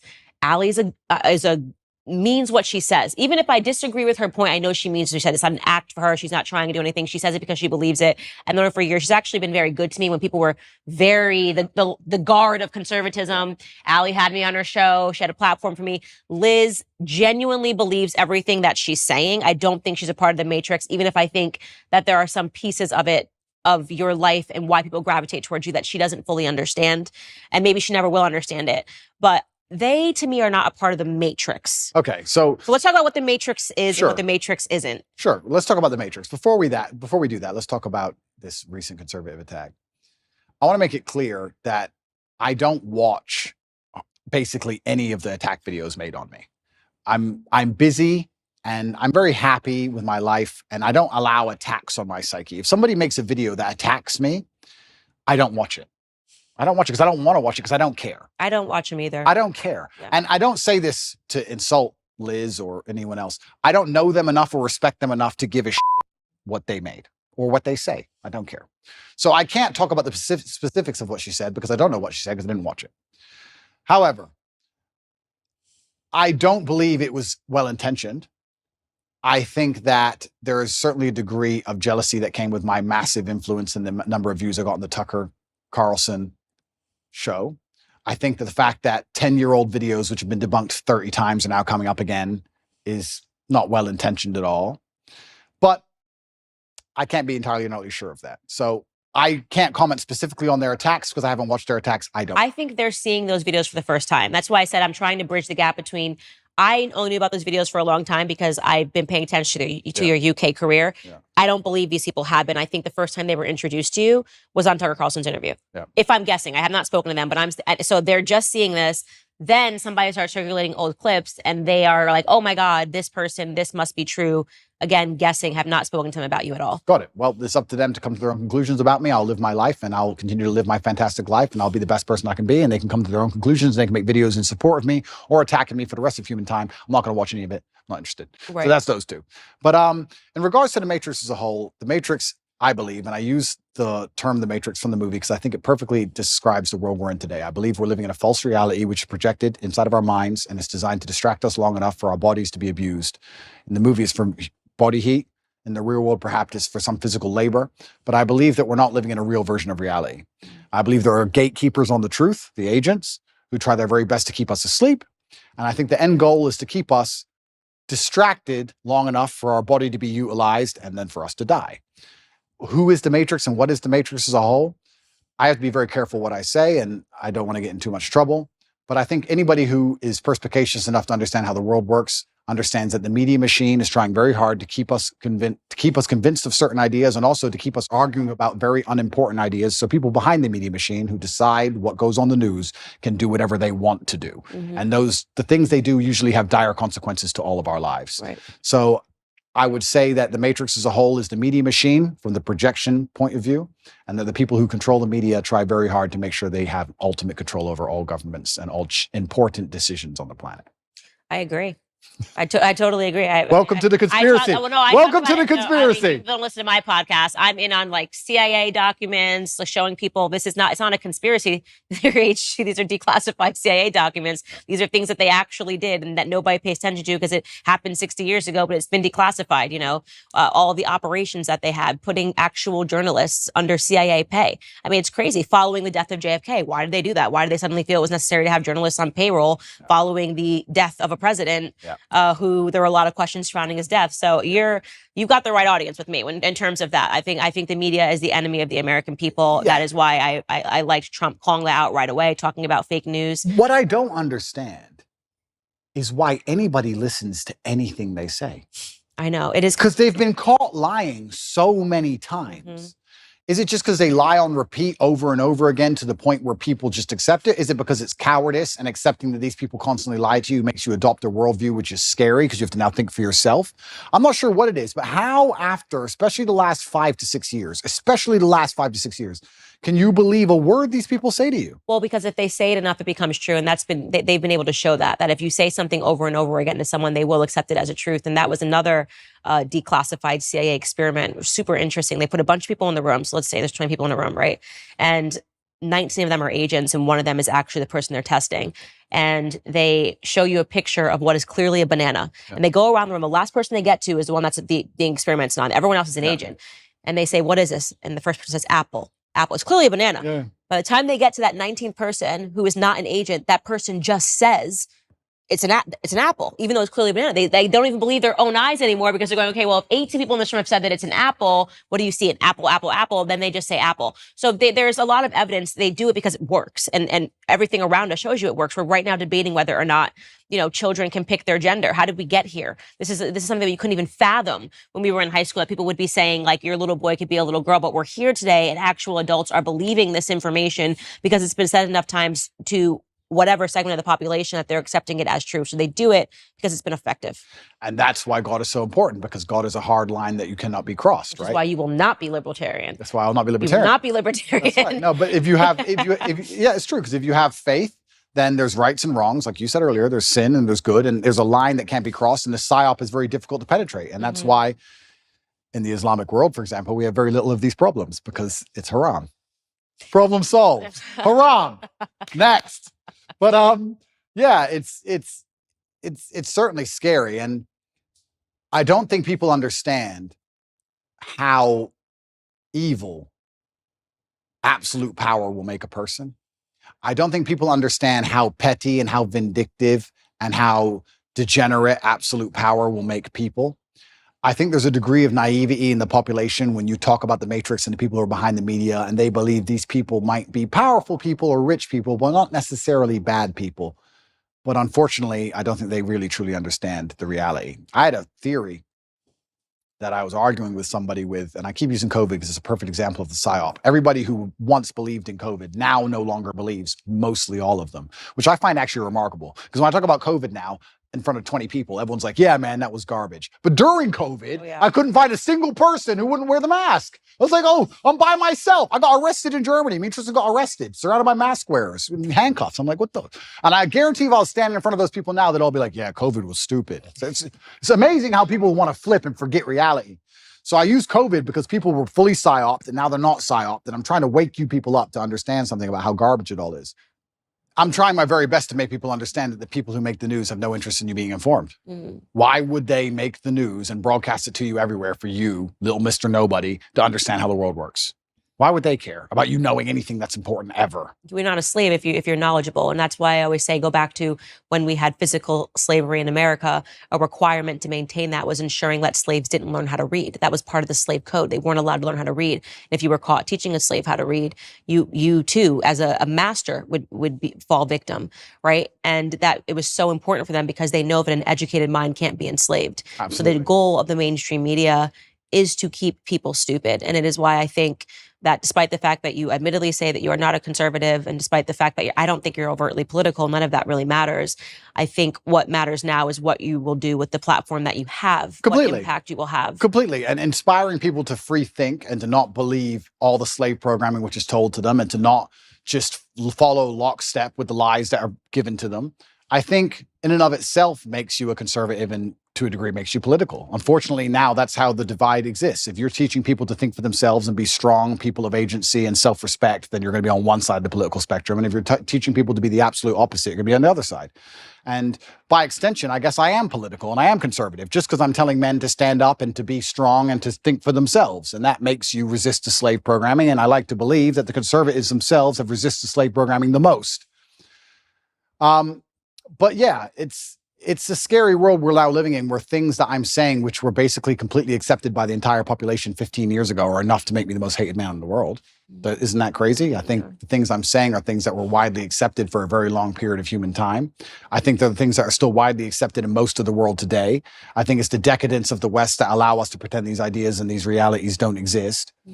And I don't know how long we're going to last under this false reality. I don't know how long society can possibly function with the insanity that they're trying to purport on the population of the West. The fact that so many calories in the Western world, genuine calories from food and human time, is wasted discussing pronouns and trying to get somebody's pronouns correct in a sentence that they've made up, which change at random. Think of the absolute insanity of that. And how long can a society actually function with that degree of decadence and absolute asinine behavior? I don't know how long it can even function anymore. I think the West is in a lot of trouble. And it's almost like, especially certain talking points, and I find myself guilty of it as well. We talk about certain talking points which are pushed to the front. And I kind of feel like they are a mass distraction. They have to be, because they're so ridiculous. But the problem is, there's a certain percentage of the population that genuinely believe them. I would love to live in a world where they try and push the idea that a man is a woman, or that a man can change to a woman and then compete in women's sports without an advantage. I would love for them to try and push that idea and for everybody to go, this is stupid. Next. No. But because some people believe, we have to now waste our time discussing and debunking the most obvious, hello, water is wet. We have to sit here and talk about the sky being blue for days and weeks and years almost at a time. Talk about the ultimate distraction tool by the Matrix, for them to sit there and go, you know what? Let's come up with some absolute garbage and let's throw it to the front. And the smart people will fight against it, but enough dummies will disagree with it. And that will keep them distracted while we do something that matters. And I even find myself falling victim to it, because it's so necessary, because a certain subsect of the population is so dumb that they believe it. If people were all just a little bit less receptive to the slave programming, everyone would stand up and say, no, you're gonna try harder than that next. And we could discuss something that actually matters. And this is the point I was gonna say earlier about COVID. So, COVID, I think a lot of people do not understand how petty and vindictive power can genuinely make somebody. And I had an argument with a friend of my brother about 2 or 3 years ago during COVID, when you had to wear a mask when you went in the restaurant, and then you sat down, you took it off, and then you ate, and you put it back on to go to the toilet, and you took it off. And I said, I hope you understand there is someone somewhere, some billionaire on a yacht, who is doing this as a compliance exercise, as a joke. I know. As a joke. And he goes, why would you do all that just for a joke? Because if you're in charge of the entire world and you have unlimited money, what's going to make you happy? A Ferrari? You've had Ferraris your whole life. Boring. All that you care about is power, compliance. It's all funny to you. It's vindictive. It's petty. Why not? You're in charge. For the same reason, if you're in charge of a big company, you're like, I want you all in at 8:45 tomorrow. Why not? It's a power play. Ego, status, respect, all the things we were talking about earlier. These people are born into massive influence. Money doesn't make them feel powerful. They've never worked for anything in their lives. Now they have a little bit of control over you. They're going to make you do some dumb so they can laugh at you. I'm telling you, it was a joke. I say the same thing. I'm like, there's no way they're not just playing like Simon Says to see if they can actually make 100%. People abide by these things, and people keep actually abiding by them. There's no way that they're not sitting back laughing. It's a joke. They must be laughing, because it's so preposterous. And people don't understand that there are people in the world who have power, who are literally vindictive enough to just mess with the entire populace for a joke. Mm-hmm. And I don't think people understand, when you look at the Matrix as a whole, and you talk about the media machine and how it's trying to push these ideas on you, and the people behind it do not have any kind of genuine intention. Mm-hmm. Their intentions are absolutely and utterly selfish. They want to feel good and feel powerful no matter what it takes.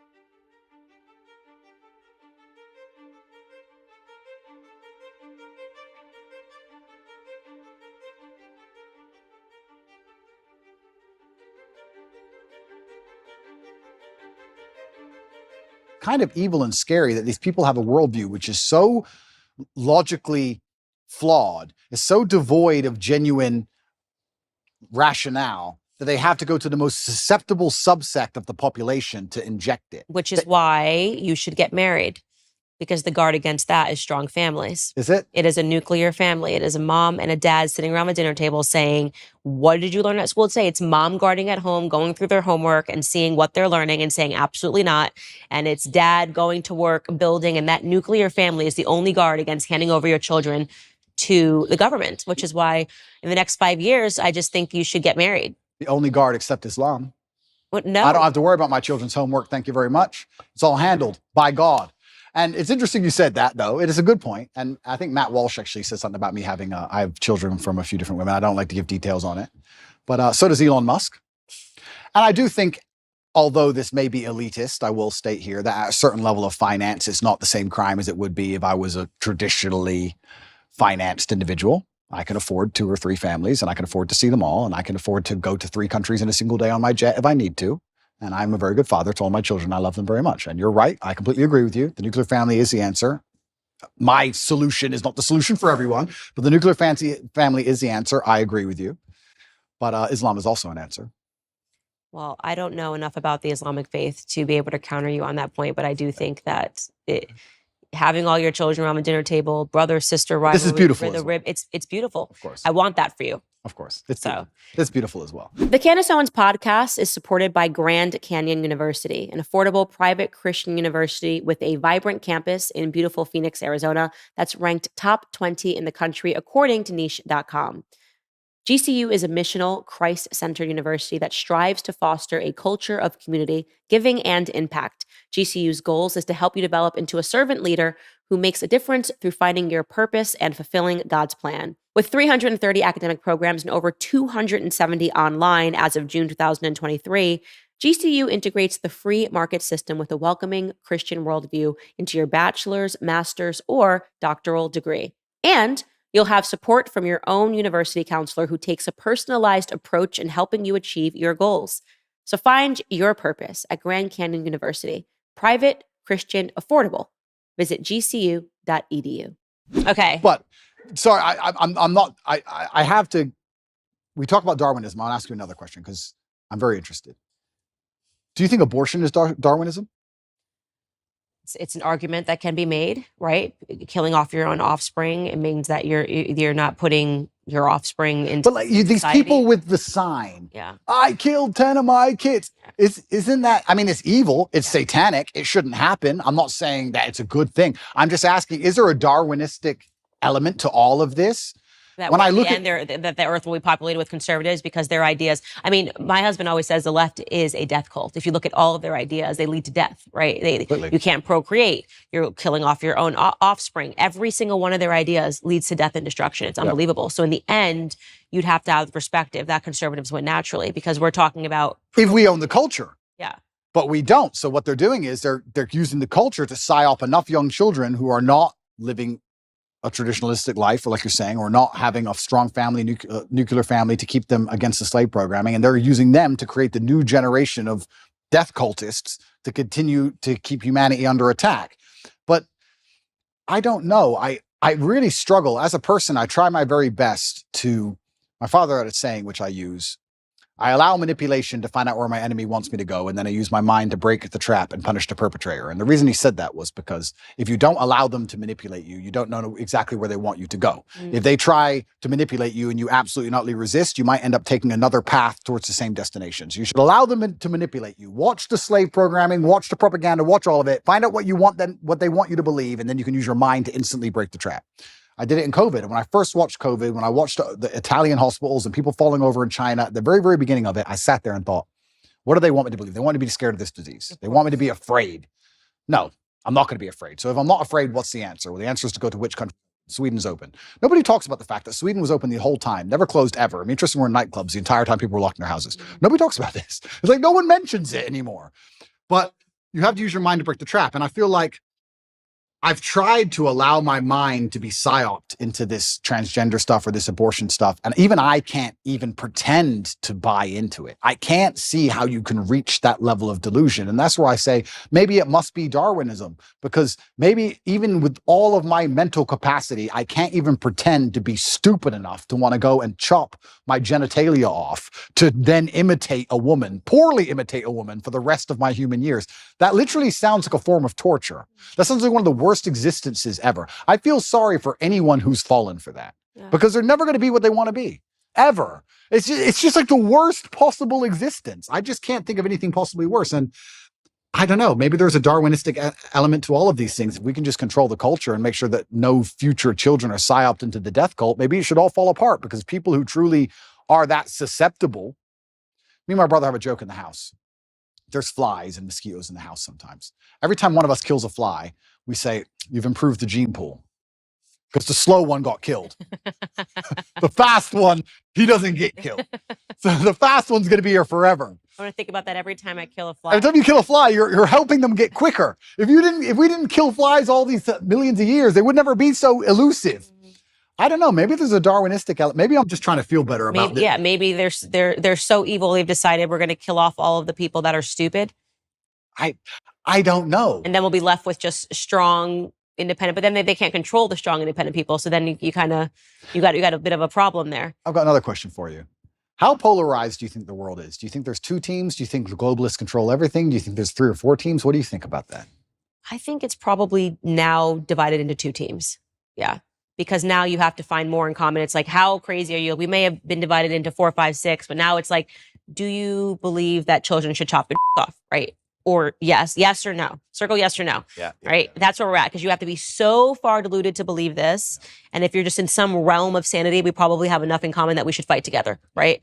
Just because like they're going after the kids now. It's like, and I think that is really where we got divided into 2 categories where it's like you're either pro going after the children or you're against going after the children. And it's remarkable how many people are pro letting them go after the children. It's kind of scary, but that's where we're at. I think it's now pretty much 2 camps. It used to be more. I think so also. And then within you, obviously, there's little battles, and to me, they're meaningless. Yep. I think maybe I'm saying that because I'm a mom, and now so there's nothing more important to me than protecting children and worrying about what my children are going to face.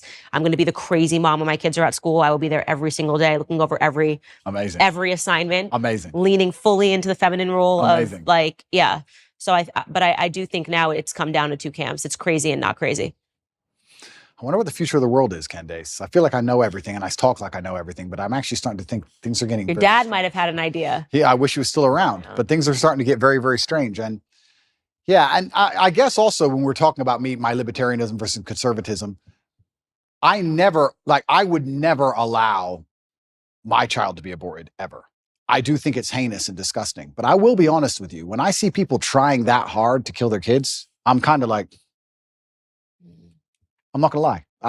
Maybe that's the libertarianism in me. Maybe, I don't know, but I'm just like, there's got to be a Darwinistic element to some of these things. I don't think they should happen. I would love to stop them all. I believe that all life is precious. I think it's heinous. I don't think that anyone should chop off any of their body parts either. But it does get to a point where it's just like, if you're that desperate to damage your own life and damage yourself, am I the person who's going to fight for you? I don't know. Well, these women are broken and they're brainwashed. And I like to think that if they hear the right message, something in the same way that I think a lot of broken men heard you say something and it woke something up inside of them. Very true. I think that they can land on my message and they can hear it and go, wait a second, that thing that was killed inside of me systematically from the school system and made me think that what it meant to be a woman was to be a whore, because that's kind of the message that's going out right now. 100%. To be a whore and hate children, which is the opposite of what it means to be a woman. Agreed.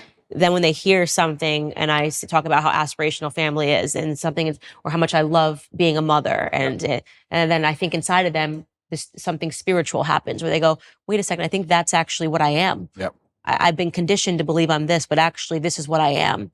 So I'm more hopeful that the more that we have better pillars in society, that we have people speaking out on the opposite messaging that Hollywood is bringing, on the glory of being a woman, on the beautiful of the yin and the yang, on that submission in a marriage is not a bad thing, actually. It's a beautiful thing. I agree. And these messages have been perverted, that we make a difference. And I think we know we're winning. No, we are now winning. they want censorship. Now they want the people taken off the internet. Now they want this person to go down. And that they weren't doing that when they were winning. They didn't care. Everybody was allowed to have a platform when Obama was president. Completely true.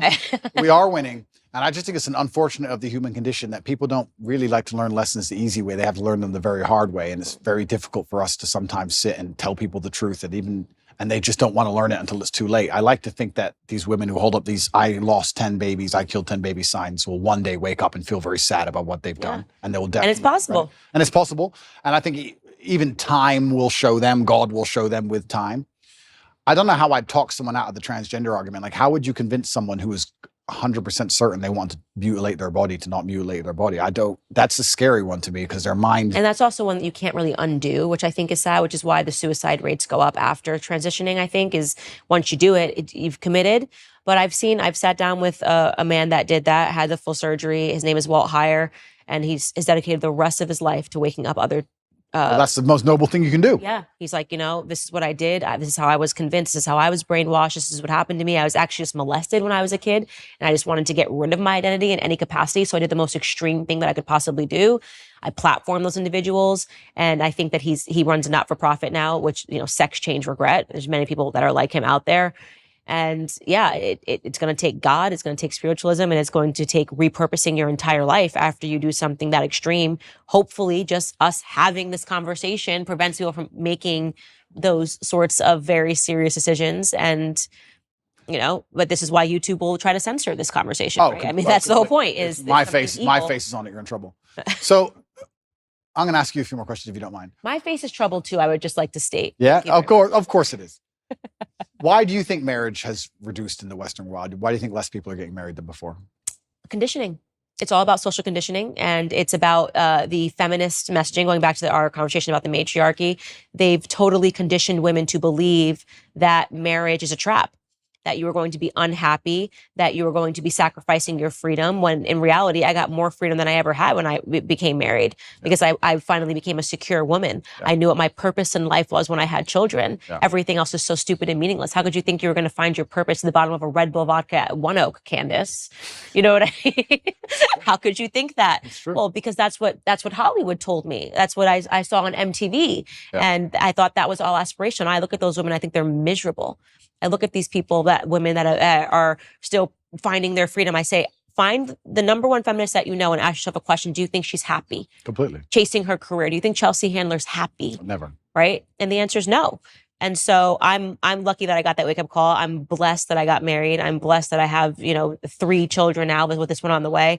And the more that I can talk about how happy and fulfilled I am for the first time in my life, right? Not when I was drinking and pretending to be happy, but for the first time I actually am happy. And I got those things by finally realizing that the message that those things were going to constrain me was utterly false and was meant to put me down a path of misery. Why do you think men are not getting married? That's women. Do you think men have something to do with it as well? Same thing. I think, well, first and foremost, I think, and I speak out on this, women are not desirable right now. Everyone's a Kim Kardashian clone. I asked you earlier, what don't men want? And you said promiscuity. Well, that seems about the only thing that's being offered right now. When I open my Instagram and I've got butt cheeks and I'm going, people are like, I don't understand why no one wants to, this woman's been married 4 times. I'm like, well, I can understand it, because even if men think they want it in the short term, when you see a girl, she's half naked, she looks good. Yeah, sure. You probably do want to have sex with her. I bet you're wired that way. You're hardwired that way.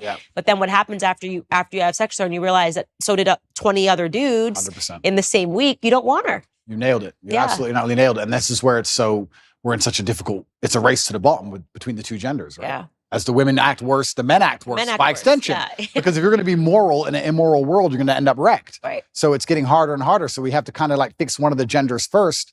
Women aren't desirable right now, as in the Western hemisphere as a whole. And of course, finding a wife is hard.